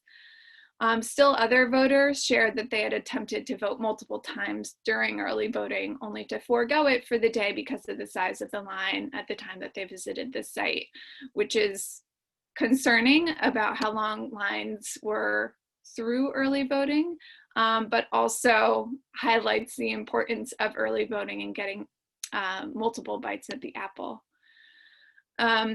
Secondly, there was reported to us inadequate COVID protections at some poll sites. We do have more details that I can share offline about which sites. Most voters reported that their poll sites were taking adequate measures, but of those who reported issues, it was small numbers reported that there was not enough social distancing enforcement, and sometimes that the poll workers were trying to enforce social distancing, but the buildings were not big enough to be able to pass without being very close to other individuals. Also echoing the sentiment that there was no hand sanitizer, and some sites had shared pens, not take and go pens. And ID checks at the polls. So 10 students reported to us that they were asked to show ID when they arrived at the poll site. Only 2 of those students were given an explanation for the ID check. And while this can be intimidating and confusing, particularly if the voter feels singled out and if there's no explanation given, none of the students reported being disallowed from voting because of an ID check, which is great. And registration challenges. We received a couple of calls from students on election day who were unfortunately not registered to vote, although they were at a poll site and excited to do so, because we do not have same-day registration. They were disenfranchised. And echoing the sentiment that having an online voter registration that's only run through the DMV is inadequate. New York City has the lowest driver's license and non-driver ID rates in the country, and that puts city voters at a big disadvantage, where online voter registration and same-day registration are solutions that must be advanced at the state level, and advocates and groups in the city and elected representatives at the city level should do all that we can to urge action at the state level. There was one instance on Staten Island where it was observed that there was insufficient Spanish translators at a poll site and a broken ballot marking device, but unlike other election day helplines that NYPIRG's run throughout the years, where we received many broken machine calls, there was literally only one, which is great to see. And I also want to echo that this is probably related to working out kinks through early voting, and not just having, again, that one bite at the apple where you're booting up the machines. Some quick recommendations: making absentee ballot tracking data public, separate from personally identifying information, to track and address any emerging issues. Overhauling the way in which poll workers are recruited and trained with professionalized trainers, and also allowing for split shifts, which would also make it easier for students to sign up to be a poll worker and not miss class, work it into their schedules. Again, just to underline that the city should press the state to do some major changes that can only happen at the state level. One would be ending the patronage staffing of the Board of Elections, instituting fully online voter registration, allowing for no excuse absentee ballots, which would be a constitutional amendment, and enabling same-day voter registration, which would also be a constitutional amendment. Many At the city level, the city can play an important role placing terms and conditions on any discretionary funding requested by the Board of Elections, which I know the city has tried to do before, refusing to confirm or reappoint any commissioner who does not sign a pledge to end non-mandated patronage hiring, creating uniform controls and procedures for all 5 boroughs Board of Elections, and internal reforms. So thank you for the opportunity to testify tonight. Thank you, Megan, for your advocacy and for sharing that information that you brought around Election Day. I think it's, while we focus on the things that seemed out of place, it is also useful and important to talk about the things that look like they went well. And so thanks again for joining us and sharing that testimony tonight. Thank you. So moving our way through our list, up next, Brennan Lowry. Is Brennan with us?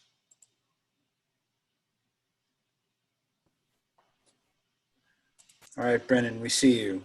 Please go ahead and begin when you're ready. Thank you. I want to echo everyone and say thank you so much for the opportunity to lend my testimony to this hearing. It's actually an honor and privilege, and my first time doing this sort of thing in New York. I've been here for 10 years and glad to be part of this process, and very excited to see the vote numbers that we saw. I'm here to just talk about my personal experience. I was encountered with one line too long to manage, 3-hour wait at the 168th and St. Nicholas Avenue polling site. That was one day. The second time I went, it was only 15 minutes, so much better.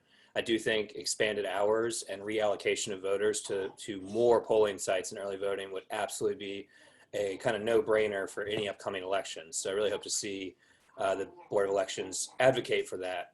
On that note, I'd really love to see the Board of Elections become a little bit more of an advocate for themselves. And by that, I mean, I feel like what I've experienced in my 10 years here in New York is that, and thank God we didn't have anything as catastrophic as the 2016 primary, where we all remember 300,000 voters on the day of the election just vanished from the polls in a primary decided by roughly 300,000 votes.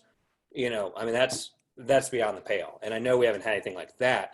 What I see often happening as just an observer, I'm just a registered New York voter, a teacher, a faculty member at AMDA. And what I often see is a lot of finger pointing, but not a lot of action being taken. And a lot of, well, it was this contractor's fault, or we weren't on top of it, or this happened.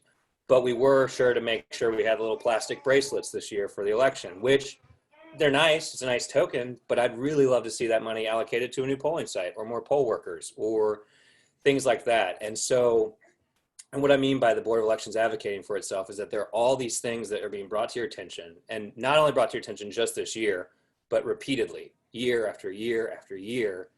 And as an engaged voter, it's just tiresome, is like the only word I can think to use.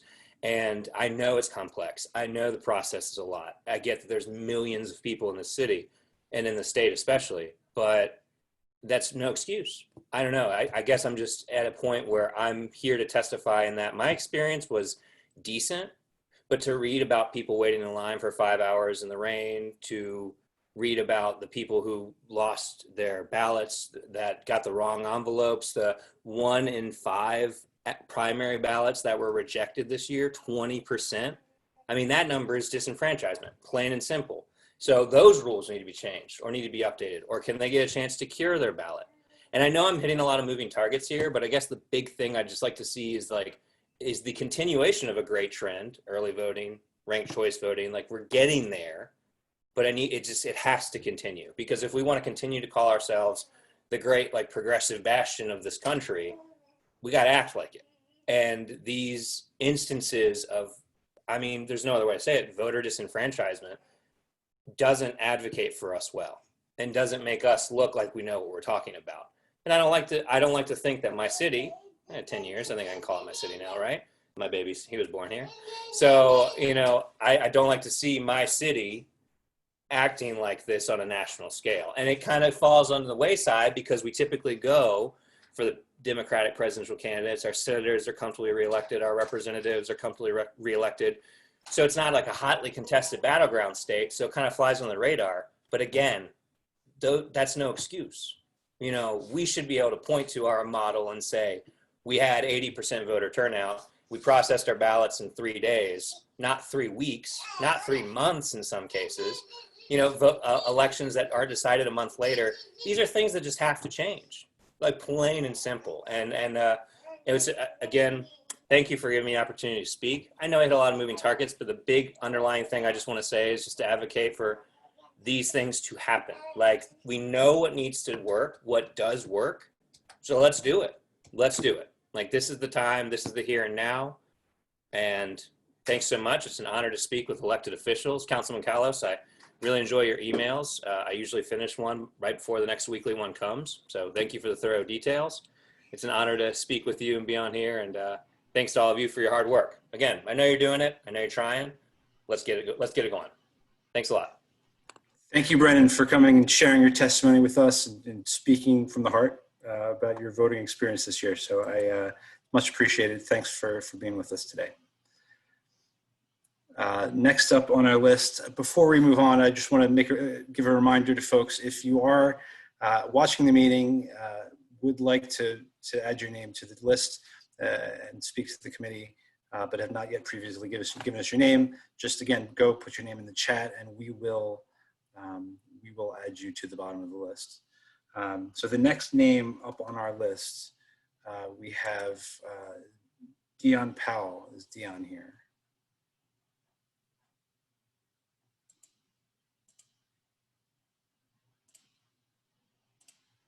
All right, I think you're still muted, Dion, but we see you.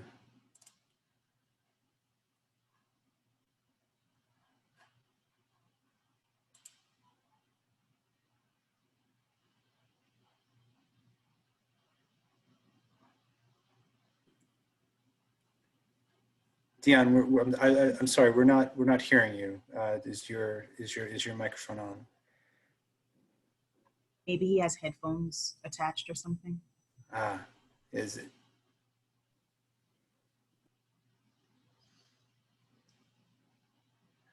Do you have headphones, or are you kind of? I deal with these issues like every day, so if you would take a minute to. How about this? What I'll do, we'll move on to the next name, and Dion, if you want to work on that audio issue, and I'll come back to you next, if that's okay. So I will call next on Melissa Ralston, and Dion will come back to you after Melissa.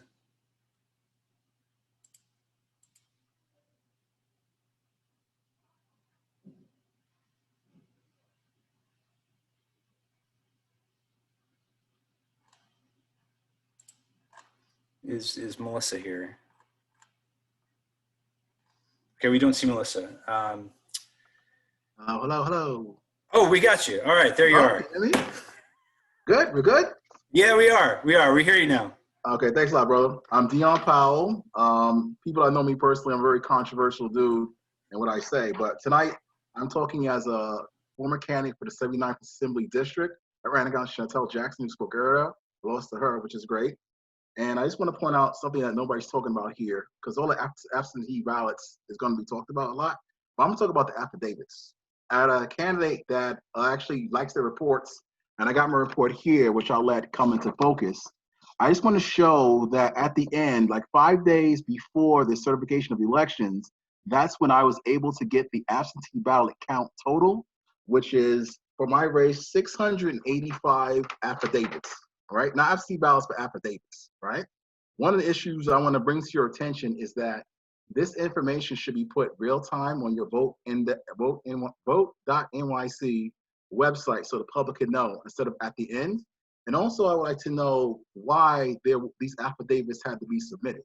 That should be also issued for the public record. Lastly, I'm going to say something that's very controversial about the future that I've having the courage to say, because a lot of people aren't talking about it. I think it's going to be very inappropriate for you guys to have the matching funds program during COVID. There's going to be nearly 300 candidates next year for office that will receive city funds 8-to-1. That's 8 times whatever amount the nearly 300 candidates are putting in, into the hundreds of millions of dollars that city's funds are going to be spent on your matching funds program that could go to COVID relief efforts. You know what I mean? So I just want that to be before the public record. I know nothing could be done between now and then, but during the time of COVID, I think that's the most inappropriate issue overall, because you're going to be spending hundreds of millions of dollars on candidates, some capable, some incapable, which can be going towards the COVID relief. So just in the review, if you could just make a note, and a lot of people like myself are disillusioned from this process, but I still keep trying, to please try to put the affidavit data and collection counts on your website early, those numbers, and as to why all these affidavits had to be submitted. For example, my race in the 79th Assembly District, there were 685, and that's just one AD out of X amount statewide. Again, Dion Powell, thank you so much from the Bronx. Thank you, Dion, for coming tonight and sharing your testimony. I'm thankful you got your tech issues resolved. The data transparency, I think, is a really important way to ensure that folks have trust in elections and the outcomes and the way it works. And so I appreciate you raising the issue. I appreciate you sharing your thoughts on the Matching Funds program. And thank you again for being with us tonight. So I think we are moving down the list. I think Melissa is not here. Is David Pecoraro with us?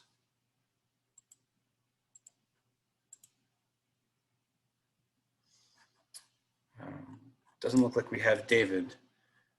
Do we have Susan Starker?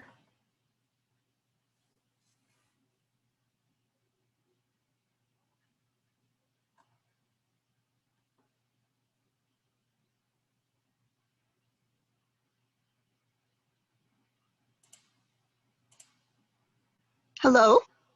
Hi, Susan. Hi, can you hear me? We can hear you.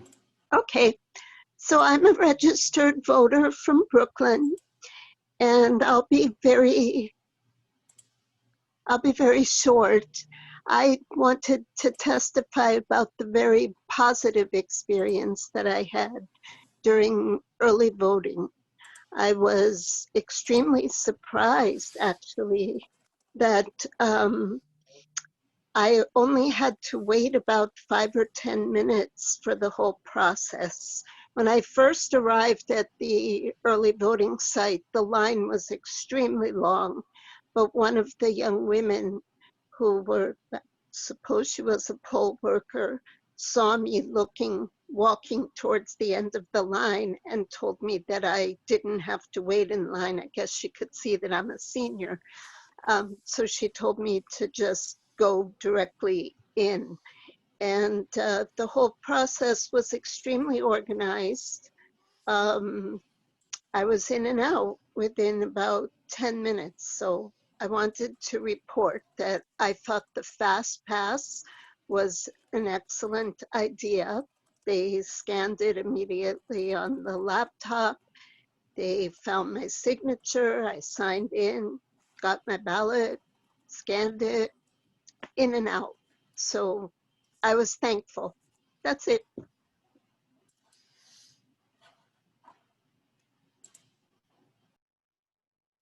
Really appreciate you coming to spend some time with us and share your story. Thanks for your testimony. You're welcome. I see a hand raised. Miriam Fisher, do you have I see your hand is down. So I will move on to the next name down the list is Lulu Friesdat. Is Lulu with us? All right.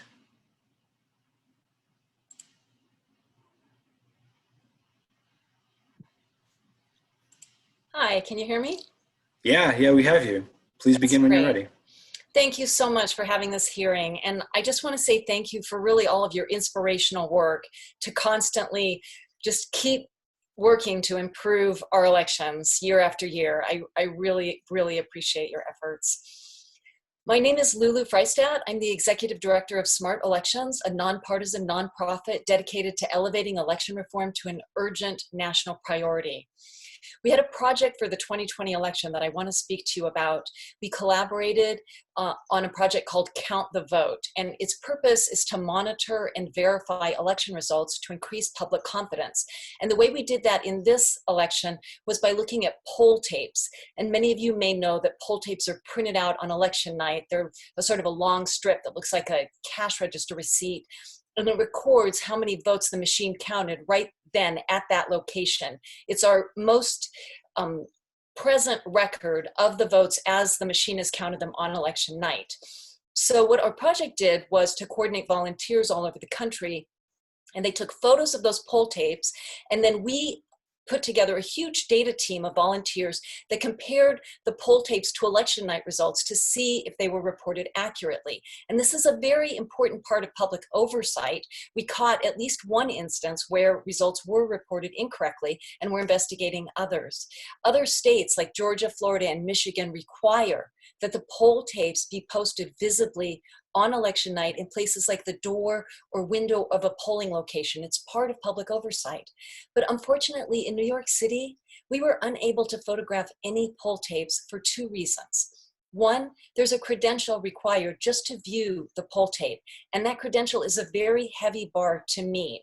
As a nonpartisan observer, I was unable to get the credential. I tried for weeks. I tried the Working Families, Democratic, Conservative, Libertarian Party, the Green and Independence parties. All of them either said no or did not return my calls or emails. And this is completely inappropriate.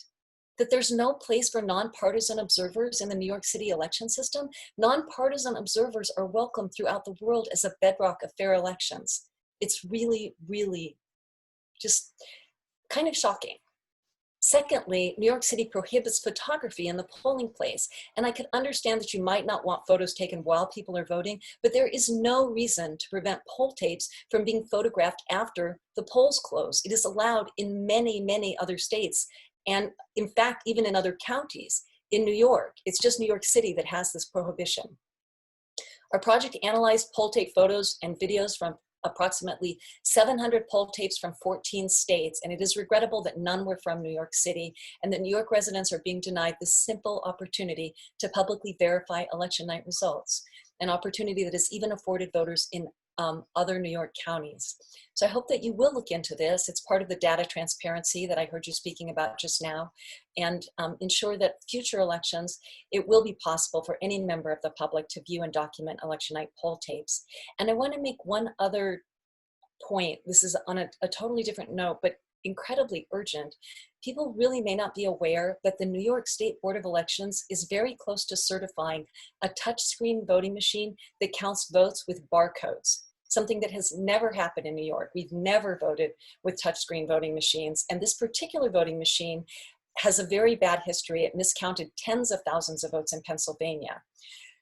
So it's very, very concerning that this is really on the cusp of happening. And I hope that you'll join me in letting the New York City and the New York State Board of Elections know that New York has no interest in voting on a touchscreen barcode voting machine. Our organization, Smart Elections, has a meeting this Friday at noon to discuss how to prevent certification. The machine is called the Express Vote XL, and we have information about it on the front page of our website, smartelections.us. To tell you how to join the Zoom meeting, and I hope that you will be there and help me in either at that meeting or in other ways to prevent the certification of the Express Vote XL. Thank you again for all of your really, really important work. It's a pleasure to be here. Lulu, thank you for your work and your advocacy. And if there's any information you want to post in the chat just to share with the folks, you're welcome to do that. You know, I want to let you know, I don't think that chat is allowed. Previously, it was saying that, oh, it looks like we can now. It was disabled before. I'll put the Zoom for our Friday meeting in the chat. I would very much welcome people's participation. Thank you. Yep, and thank you for being with us tonight and sharing your testimony with us. It's much appreciated.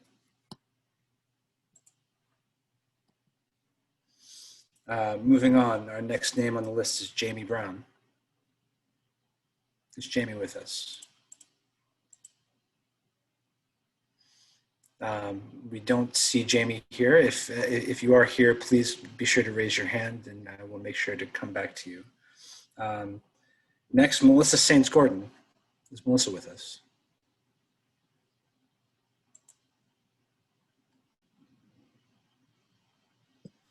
Hi there. All All right. We see you. Please begin when you're ready. Okay, great. Thanks. Hi, my name is Melissa. I live in Red Hook, and I'm a founding member of Soft Power Votes, an independent voting initiative in NYC. We've reached over 20,000 people since the June primary and answered a flood of questions on the voting process leading up to the general election, in addition to providing as much info as possible. We definitely like to thank NYC Votes and the Campaign Finance Board, who have answered our questions in real time on social media and via email. For this hearing, we conducted a survey after the general election and found that voters prefer early voting, generally don't feel safe with NYPD at poll sites, and don't trust the Board of Elections and its reactionary approach. Over 38% of voters changed their method of voting because of a problem they encountered. Over 60% used early voting, and 45% took advantage of the extended hours. While New York election law states that wait times should not exceed 30 minutes, 30% of all voters surveyed said they waited longer than that. The BOE failed to promote clear and urgent voting info, like the number of stamps needed for an absentee ballot. So 50% of voters who voted by mail submitted their absentee ballots directly to their BOE office, and 40% submitted their ballot at their assigned poll site. One participant wrote how early voting mailers were vague, forcing them to confirm the info online, and pointed out how, quote, some eligible voters don't have the internet or computer literacy to do so, end quote. Multiple voters voted in person after their ballot status was not marked as counted by the tracker system, and others expressed concern why their ballot was counted, but their partners wasn't when they submitted their ballots at the same time and together. On police at poll sites, NYPD showed us that they are not apolitical, which violates conflicts of interest laws on a local and state level, as well as the NYPD's own patrol guide. And 80% of voters said that police presence at a poll site seemed unnecessary, made them feel unsafe, or knew someone who felt unsafe with them being there. One person even shared while they were a poll site worker or a poll worker that police officers congratulated voters with a presidential candidate's, I guess, campaign swag. And so we would recommend non-armed peace officers for poll sites in lieu of NYPD, and this is also permitted and expressed in New York election law. Ultimately, New York City deserves the best. We deserve better. When these systems don't work, it fosters distrust in the voting process and leads to voter suppression. The Board of Elections needs local oversight and should be a city agency so we can hold an organization that we fund accountable. We have a slew of recommendations that we provided in our written testimony, some of which are already outlined here. But yeah, thanks. Melissa, thank you for your work, for your partnership throughout the year. And I want to say I'm happy to see you kind of sitting in one place for tonight. Well, folks who don't remember, Melissa joined us in July from the train to testify. Yeah. And so I thank you for joining us again tonight and sharing your testimony. Really Thanks appreciate for creating this space. So I passed over David Pecoraro earlier, but I think he is back in the meeting. David, if you're here, let's get you up next.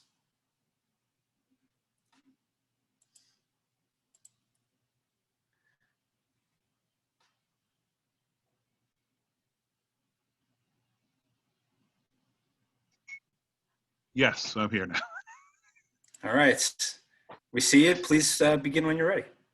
My name is Dave Pecoraro. I'm a Queens voter, and I was a candidate, a successful candidate, for election as a Biden delegate in the 5th Congressional of New York and Queens County and Nassau.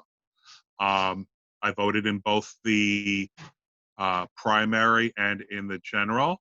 In the primary, both by absentee ballot. In the primary, the only problem I had was with the U.S. Postal Service. The representative at the Rosedale Post Office refused to provide a cancellation, as she apparently was directed to do. Ultimately, it was reported by Bridget Bergen in The Gothamist. Other than that, the balloting was easy. It was confirmed online, received. It really couldn't have been easier there, other than the lack of cooperation at the Rosedale Post Office. The general election in September, we were able to request the absentee ballots on the first day they were available. We received it in September. At that time, after seeing what Luis DeJoy was doing with the Postal Service and the fact that it required stamps, I decided to bring the ballots for my family over to the Queens County Board of Elections in person. There was no waiting. Just put the 3 ballots into the ballot box, and the only problem was trying to find parking on Queens Boulevard. So my future recommendation on that would be to have drop-off sites at City Field, Belmont, Aqueduct in Queens, and Nassau, and MCU Park in Brooklyn, etc. Places where there are parking lots where this could be accomplished fairly easily. We do need drop-off sites that are more accessible for cars in Queens, because we simply have many more areas of mass transit wasteland. Subsequently, after listening to the urgings of Senator Schumer to vote on the working family line, my wife and I decided to walk by our polling place on Election Day. We saw that there was absolutely no line, so we voted in person, and I changed my vote from the Democratic line to the Working Families line to help them out. And checked online, and as promised, our absentee votes were canceled, noted. And in fact, my wife today received written notice that her absentee ballot was canceled because she voted in person, which is the law. So that part of the system worked flawlessly also. The only as I said, the suggestion I would make for the future is having drop-off voting sites to deal with the fact that many voters in Queens County certainly are dependent upon their cars. The other thing I would recommend, I know there's a push somehow to push back ranked choice voting, and I would suggest that is insulting to the voters of New York City. That ranked choice voting was voted in by the voters, and we have to follow the law. And the law says ranked choice voting comes up this year, and I look forward to casting a ranked choice ballot for successor to now Borough President Donovan Richards in February. Thank you, David, for joining us and hanging in there to tell us your story. But I really appreciate you being with us tonight. Thank you. All right, moving down the list, I'd like to hear next from Bonnie Huang. Is Bonnie with us?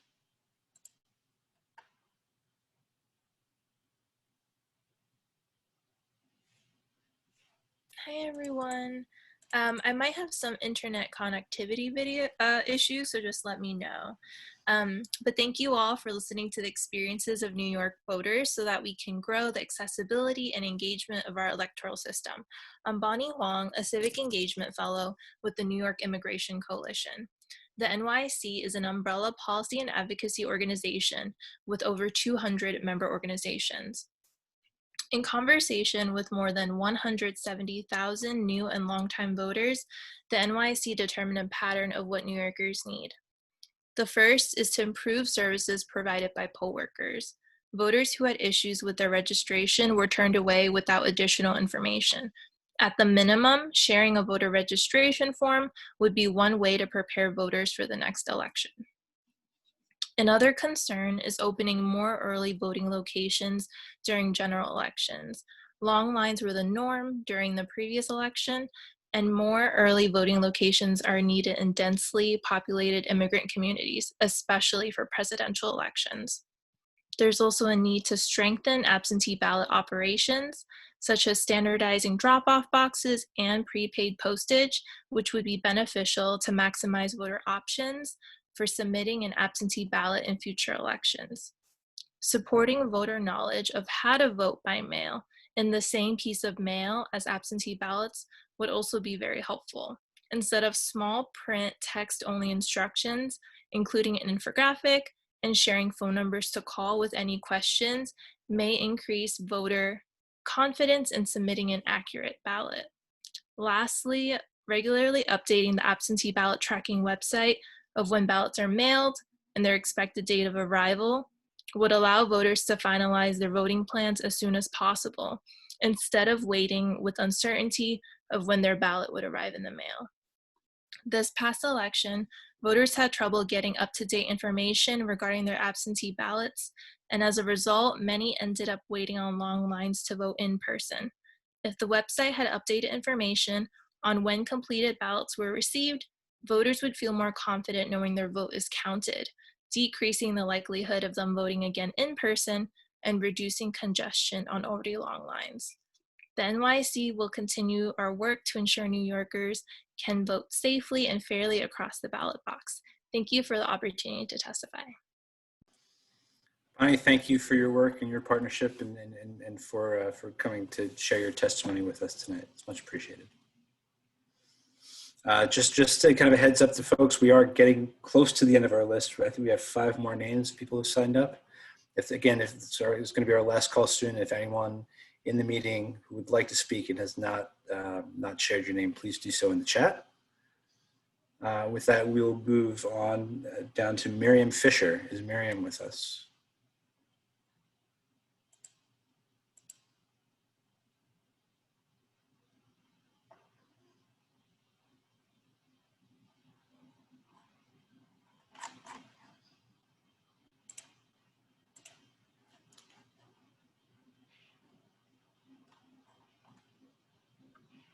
Okay.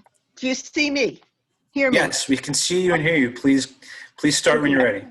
I'm on my cell and I didn't get that. I'm partly reading from the written testimony that I was going to submit.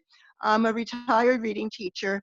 The absentee ballot made voting safer and easier, but it would be simpler to continue this as a choice for voters and not to tie it to disability or temporary disability. I was sent an absentee ballot request that had no temporary disability choice, so I checked permanent without documentation, read later that it may have been invalid. It wasn't, but I had read that it might have been. Of course, I worried. Other states permit voting by mail, and it has not needed many qualifying factors, such as special legislation by the governor. There was confusion over postage. It should be free as in the primaries. People were confused about the charge and not used to voting by mail, and a mistake could mean that the ballot was returned for insufficient postage and could miss the deadline. One politician said in his website that it needed 1 stamp, others 2. Dick Gottfried, I'm in his district, I get the email, said no postage needed. I alerted him and got a call from his staff and an email from him directly. They changed their website. Assistance needs to be made available by voting staff or friend, family for those who might have difficulty filling out the ballot. As a teacher of adults who struggle with reading skills, many had never voted. They were grandparents, many minorities. This is helpful and a motivator to participate and vote. Many of my students had never voted, though eligible. I used classroom time to prepare them, but I know that they did not know that they could get help and it could be done privately so that they don't feel embarrassed or stigmatized. Thank you for listening. Miriam, thank you for joining us tonight, and thank you for sharing your story and your testimony with us. It's much appreciated.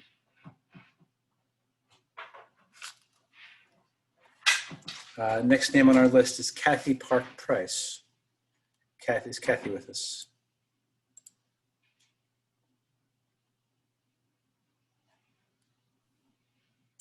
Hi. Can you hear me, see me? Yes, yes, we hear you and see you. Please start when you're ready. Thanks. Good evening, everyone. My name is Kathy Park-Price, and I'm in Gowanus. Thank you to the VAAC for hosting this hearing. You know, I have to admit, when I heard about this opportunity shortly after Election Day, it felt far away, but somehow, you know, it feels almost like Election Day hasn't ended because Biden keeps winning and re-winning states. So it feels appropriate that we are talking about Election Day today still. So I wanted to share my experience as an official, you know, nonpartisan election observer, which Laura Wood spoke about earlier. I was one of the hundreds of volunteers to participate in that first time initiative for Election Day to ensure that voters could safely vote without, you know, fear and intimidation. I wrote, you know, a detailed written testimony, which I submitted, but I just wanted to kind of summarize my experience. Some of you may have heard about the incident. It was widely reported in local media, from the New York Times to the tabloids to, you know, and of course, most importantly, on Twitter. But what happened was, you know, at my poll site in South Slope, where I was assigned, there was an incident that started out as electioneering and then turned into kind of voter suppression, intimidation, harassment very quickly, and it was not addressed. I called the hotline, and you know, NYPD was sent over by others, by the hotline, by I'm not sure who, but you know, the issue was not addressed. And what happened was there was the driver of an SUV with Trump flags emblazoned on the car and with placards appeared directly in front of the poll site, MS 88 in South Slope. And that driver engaged with some voters, and then it escalated into the driver coming out of his vehicle and having, you know, a verbal conflict with voters that included physical threats of, you know, I'll put you in the hospital kind of thing. And it's all online, but what I want to address is kind of this situation. It should have been diffused and addressed, and what I saw as in my experience was no one really knew what to do at all. And I have to say that in my training, I was more concerned with what are the nuanced kind of things that we might anticipate. I wasn't thinking of kind of the textbook, you know, the blatant scenario where a truck emblazoned with, you know, electioneering, you know, campaign materials appeared within 100 feet of poll site, etc. So I have some concrete suggestions that I've listed in my written testimony, but basically, you know, to sum up, it's kind of like the training for poll workers and everyone involved, what is and isn't electioneering and voter harassment. I heard of another story where an NYPD officer threatened to arrest someone for wearing a Black Lives Matter t-shirt, claiming it was a political statement, which, as we know, is not. That voter was very aware of the law and his rights, but there shouldn't be any confusion about what is and what isn't electioneering across the board. And we should all know what to expect if we report it and what you know, what should happen. So there's that. There's also the 100-foot designation. I've been a poll worker once, and I know that the 100-foot marker is not you know, really measured. You post the 100-foot posters, but I did not know that those were to measure 100 feet until I served as an election observer. And I think most of us would be surprised to know that those posters are to indicate the 100-foot mark. Also, where is the 100 feet measured from? Is it the property line? Is it the entrance of the school or the property, the site? Is it from a gate? That kind of thing. And the language on the poster could better verify that the posters are placed at the 100-foot mark. And finally, a coordination with NYPD, because in my situation, the police officers did not address the physical harassment, the threat, or the electioneering. And there seemed to be a lot of just general confusion about what to do. And voting should be safe. As a basic matter, it should, number one, be safe, and no one should feel intimidated by coming up to the polling site and seeing that kind of thing and experiencing that. So I really hope that some of my suggestions can be taken into consideration and addressed for future elections. Thank you so much. Thank you, Kathy, for joining us tonight and lifting those stories up and sharing your testimony with us. Moving down the list, next we will hear from Johanna Klemenko.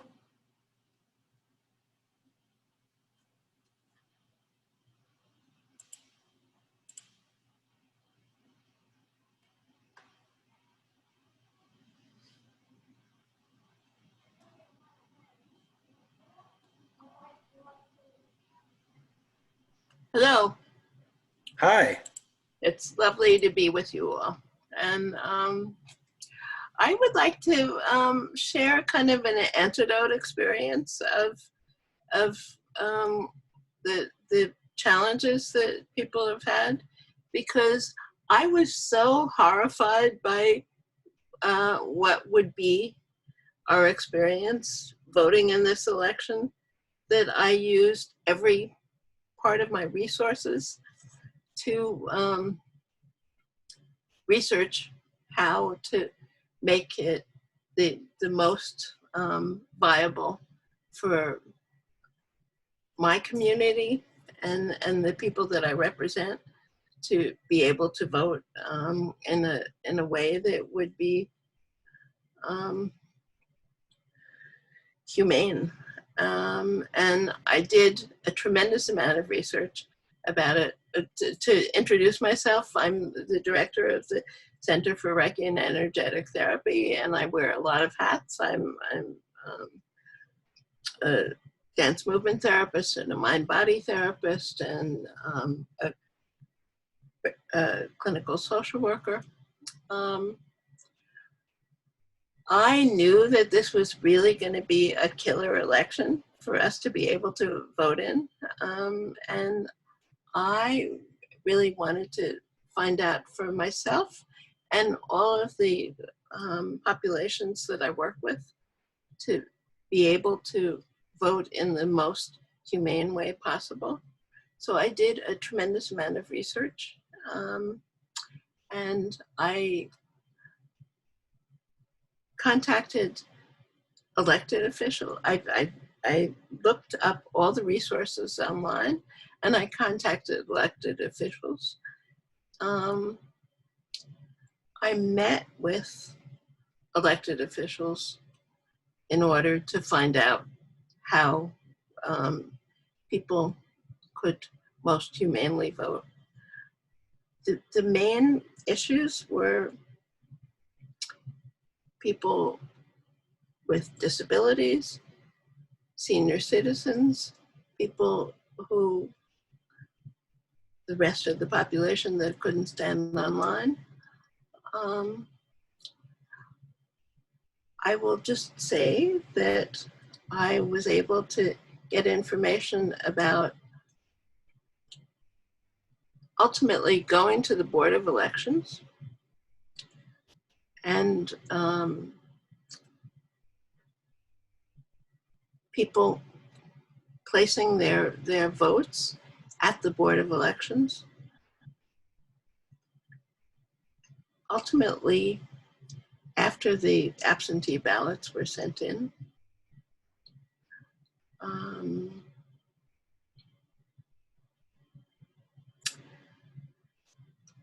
it was, I am very concerned that it took all of my skills as a clinical social worker to do the research involved in getting the information. And I found out, first of all, that it was possible to go to the Board of Elections and place a vote as soon as people got their absentee ballots. I then found out that somebody could take the ballots to the Board of Elections, representing more than one person bringing their absentee ballots. I then found out that it could happen way in advance of what early voting was. I just want to say that I find it sad that I had to use all of my resources in advance, and that this should be disseminated among the community, and it should be available to the whole community. I hope I'm making myself clear, because I really was concerned because of all of the threats that Trump was making about mail-in ballots and about on-site use of mail-in ballots. But I was, because I'm an advocate for people with disabilities and because I'm an advocate for many different populations, I did all of this research in advance as well as from myself. I'm concerned that, and by the way, my partner was able to bring in our votes to the Board of Elections and have them registered within 30 seconds. So I just think that the resources in this community should be shared, and it's very important to bring all of this information together. Joanna, thank you for that work and for everything you do and for coming to share your story with us tonight. Your testimony is really appreciated.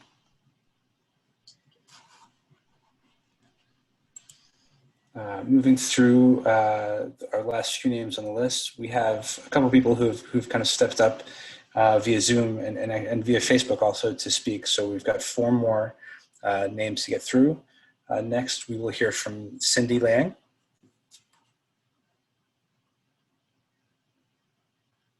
Hopefully we have Cindy. Can you hear me? Yes. Good evening. Good evening. My name is Cindy Liang, a volunteer from South Asian Fund for Education, Scholarship, and Training, SAFEST. SAFEST is a non-for-profit organization that provides services to South Asian immigrants' needs in New York City. Thank you for giving me an opportunity to speak about voting issues that many of our South Asian Americans encounter this election year. As a SAFEST representative, my team and I had the firsthand understanding of the challenges that our community faced, including one of the scenarios happened in Queens. 2 of our South Asian American voters were directed to a different polling site by the poll workers. And when they reached the second polling site, they realized that it was an empty building, and they got extremely discouraged and gave up on casting their vote. Another incident happened in Queens as well. A poll worker gave the voter the wrong information about his wife's absentee ballot. He was told that he would need he could just drop the ballot at any mailbox on election day. And the poll worker failed to mention that it needed to be dropped off at the post office in order to be, for the vote to be postmarked on the election day. In the third scenario, we observed that many poll workers took their lunch breaks at the same time and left the information table empty. A lot of our voters ended up in confusion and not knowing where to go. They ended up going to the inspections table directly to get their ballot. We also observed that at multiple polling sites in Queens, our non-English speaking voters were having difficulties understand poll workers, and there were not enough Bengali translators to assist them in a heavily dense Bangladeshi populated area, which is unacceptable. At a different polling site in Bronx, we also observed that Bengali language signs were missing, and there were insufficient language interpreters as required under the Federal Voting Rights Act to serve its community. At a separate polling site in Bronx, we also noticed that there were inadequate lighting at the entrance, and this is extremely difficult for the voters to go to these sites safely. We had to assist a few senior voters and bring them to the polling center so that they could cast their vote. At a Parkchester, Bronx polling site, the lighting was so poor inside the poll center that many voters had to use the flashlight on their cell phone in order to see the ballot. And I don't think this should be acceptable by the Board of Elections. And lastly, many of our voters have complained that the ballot was very, very confusing, given that the same presidential candidate were listed multiple times along different party associations. As a result, they were not sure what they need to do, whether they need to select multiple times or just do it once. And lastly, many of our voters, South Asian voters, have issues requesting absentee ballots online. Even though they put in their official name and the birthday, the system did not recognize their name. Therefore, they could not vote. They could not request an absentee ballot online. So a few of our recommendations, first is to have the poll workers trained, have more additional training so that they can, so that they don't send voters running around and give out the correct information about absentee ballot.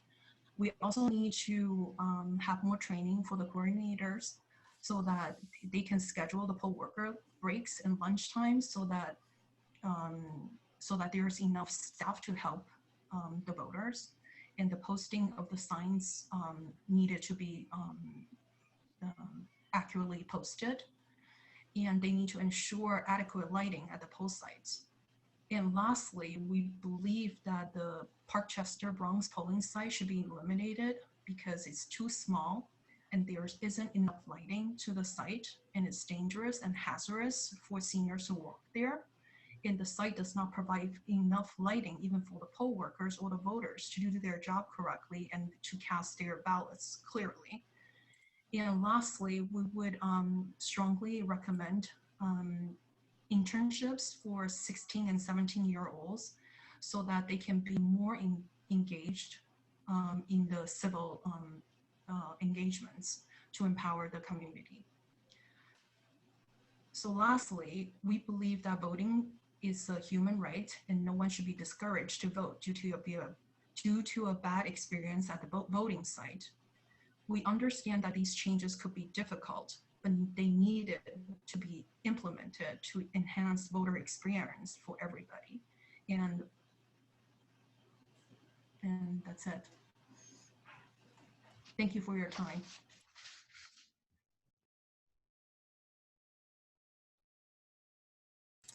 Thank you, Cindy, for your perspective and for sharing your testimony with us tonight. Next, we will hear from Michael Mooring. Is Michael with us?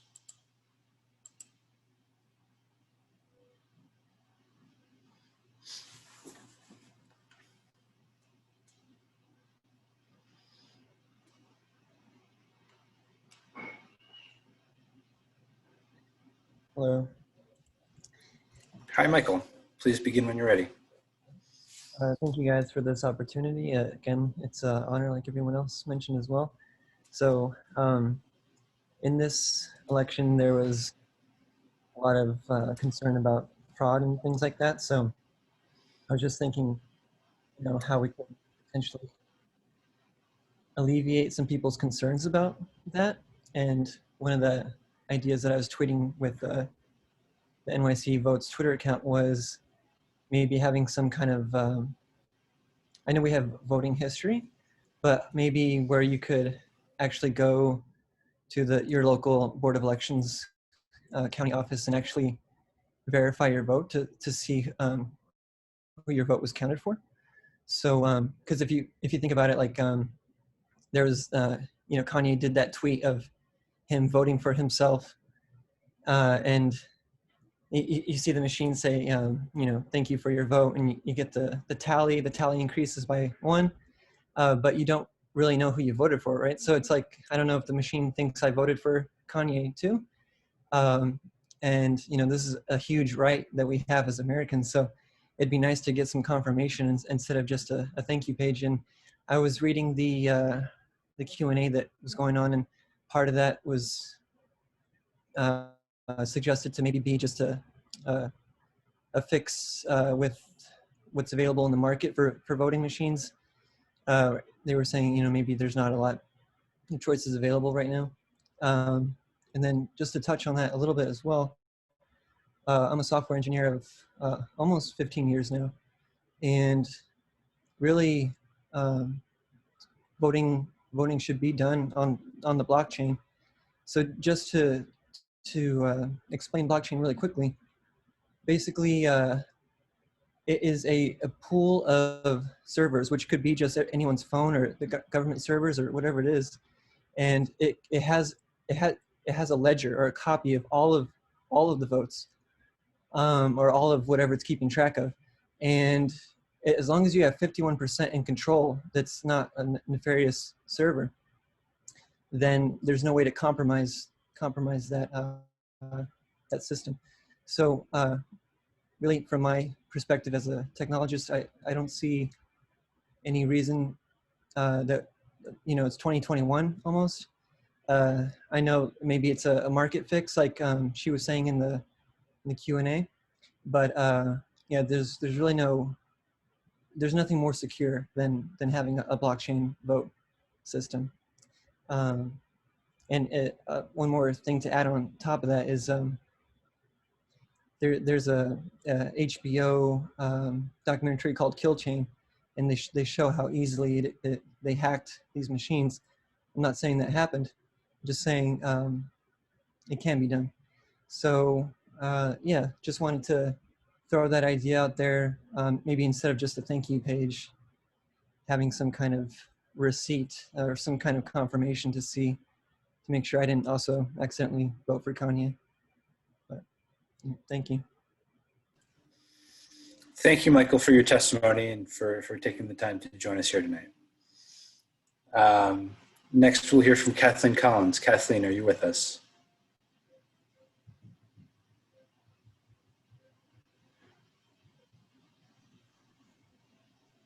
Hello, sorry to keep you waiting. Not at all. Please start when you're ready. Yeah, it's Kathleen Collins. I'm a co-coordinator in the voter engagement working group for Downstate New York Adapt, and also a member of the board of Disabled in Action. However, right now I'm just speaking on my own behalf and what I've heard from my members. And I will follow up with a written comments later. The three themes I want to just talk about real quickly are training, communication, and transparency. I know with training, I've heard different stories from my members about problems that they had. Some of them were poll workers, and they tried to deal with issues concerning BMDs, put in locations that had low light, had flashing in the room that distracted people. Also, at times they were put in places where there was a lot of noise. And my member said, well, why can't we have headphones as an accessory to these BMDs that have noise canceling capabilities also? So that was one thing I'd just like to bring up. I know my own experience is very good, except for the fact that outside my early voting site, the sidewalk on the side that I had to travel on was totally broken up. And that was over here on 25th Street by Hunter College. And I guess there's a big problem between Hunter College and the city as to who is responsible for paving that sidewalk. So that's just a little side issue. I just want to give a shout out to Ariel Merkel. She's great. She's the ADA coordinator, and she answered a lot of questions that we had. And I do want to give a shout out to the fact that the accessible absentee ballot online was made available to people for the general election, and also that we had the absentee ballot that you could request it online, which is a big help for a lot of people. So they didn't have to go out and mail the request for an absentee ballot. So I know there's a lot of great things that are happening, but there are still things that we do need to fix. And like I said, one is training, two is communication, letting people know about the shorter line for people who have problems with walking or the elderly to get to a shorter line, or if you have problems with weather issues, because I know myself, I can't stay outside long when the temperature goes down below 60. It's really hard for me. And also with transparency, we need greater transparency with, anything about voting machines, ballot marking machines, anything concerning where's our money going and how is it being spent and why is it being spent this way as opposed to that way. Thank you, and we'll follow up with written comments. Thank you, Kathleen, for joining us tonight. Thank you for your partnership and participation in our work throughout the year. So we appreciate you being with us Just one tonight. last thing. It would be nice if in the future, I know you do closed captioning transcript. I've been on other Zooms where you can click on the closed captioning transcript and you can download it. So that would be great. And also the chat boxes that you could download it, and the question and answers, because I took snapshots of the questions and answers because there was a lot of good information there. And with the transcript, I've been cutting and copying and pasting, while the other ones I couldn't even copy and paste. So if we could do that, I know Moped has done that in the past where you can just click a button, download it, and then, save it. Thank you. No, I appreciate you sharing that. I can certainly follow up. We can follow up with you after the hearing and make sure that you have access to all those materials, and happy to work with you. But I would like everybody to the right direction. just for sure. To the public. Thanks. For sure, for sure. And so whatever we can do in the public, whatever we can do in the future to and ensure that's available to folks, we're happy to. These people are wonderful. Allie, Eric, you have wonderful people. What do you call it? Just super people. And even I'm having a senior moment. Miss Woods, she's fantastic. You have a wonderful group of people that are helping out. They're excellent. So we just have really to appreciate it, Kathleen. No, thank you. Thanks for being with us tonight. Thank you. So the last name on our list for tonight, Charles Julian Stimson. Are you here, Charles?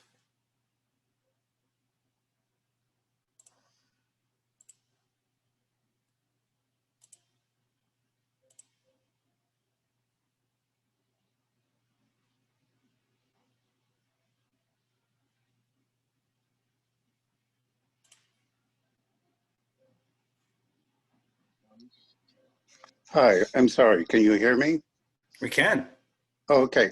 My name's Charles Stimson. I actually work for the Board of Elections for the last 10 years. I really think nothing's going to change with the board until it has more capable individuals. So we test the poll workers, but the people who have to work at the board, you're simply hired.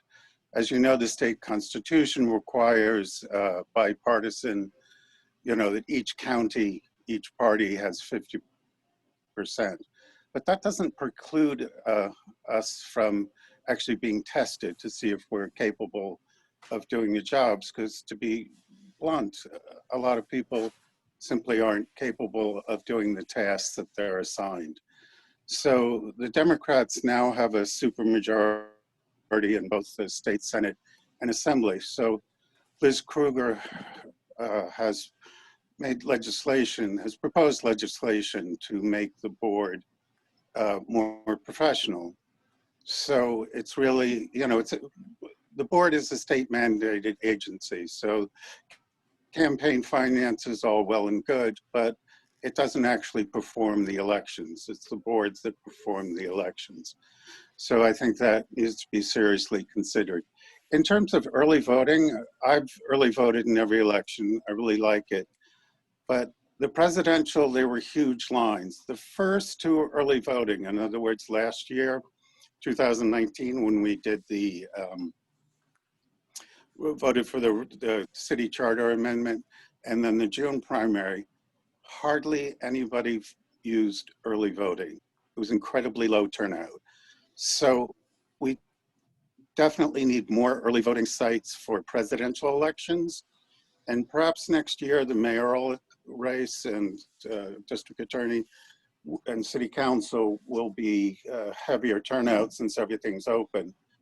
But I wouldn't want us to permanently have more early voting sites for elections that wouldn't have a large turnout, because I think sometimes one fights the last battle. And in terms of the machinery, I was actually lead trainer in 2010 for whatever, 4 or 5 years, lead Democratic trainer.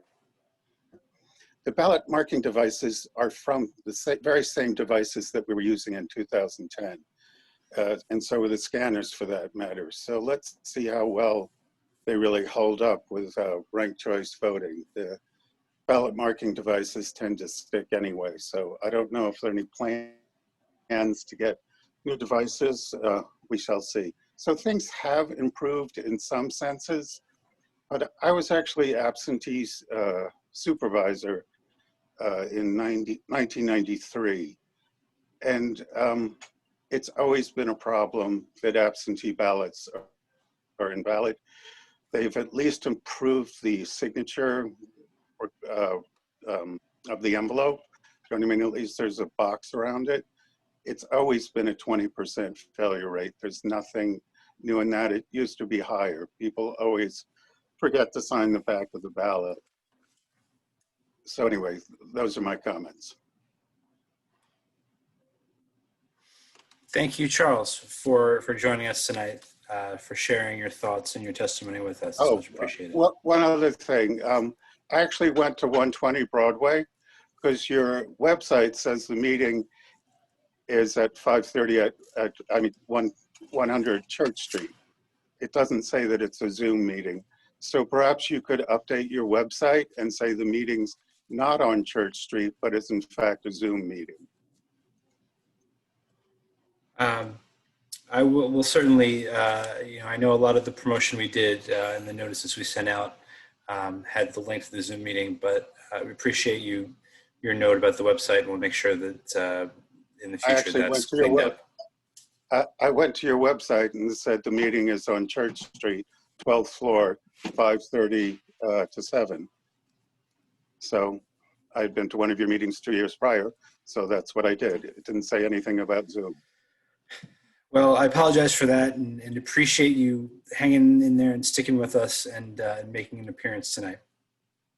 Okay, and will there be anything, on ranked choice voting on your website, and what's the timeline on that?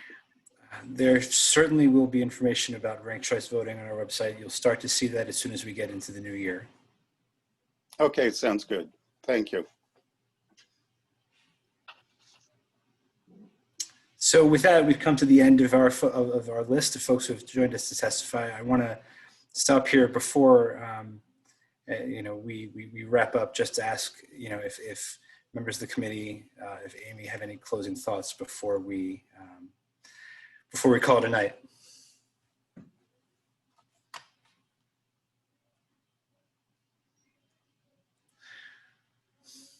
Well, I certainly thank everybody for hanging in there.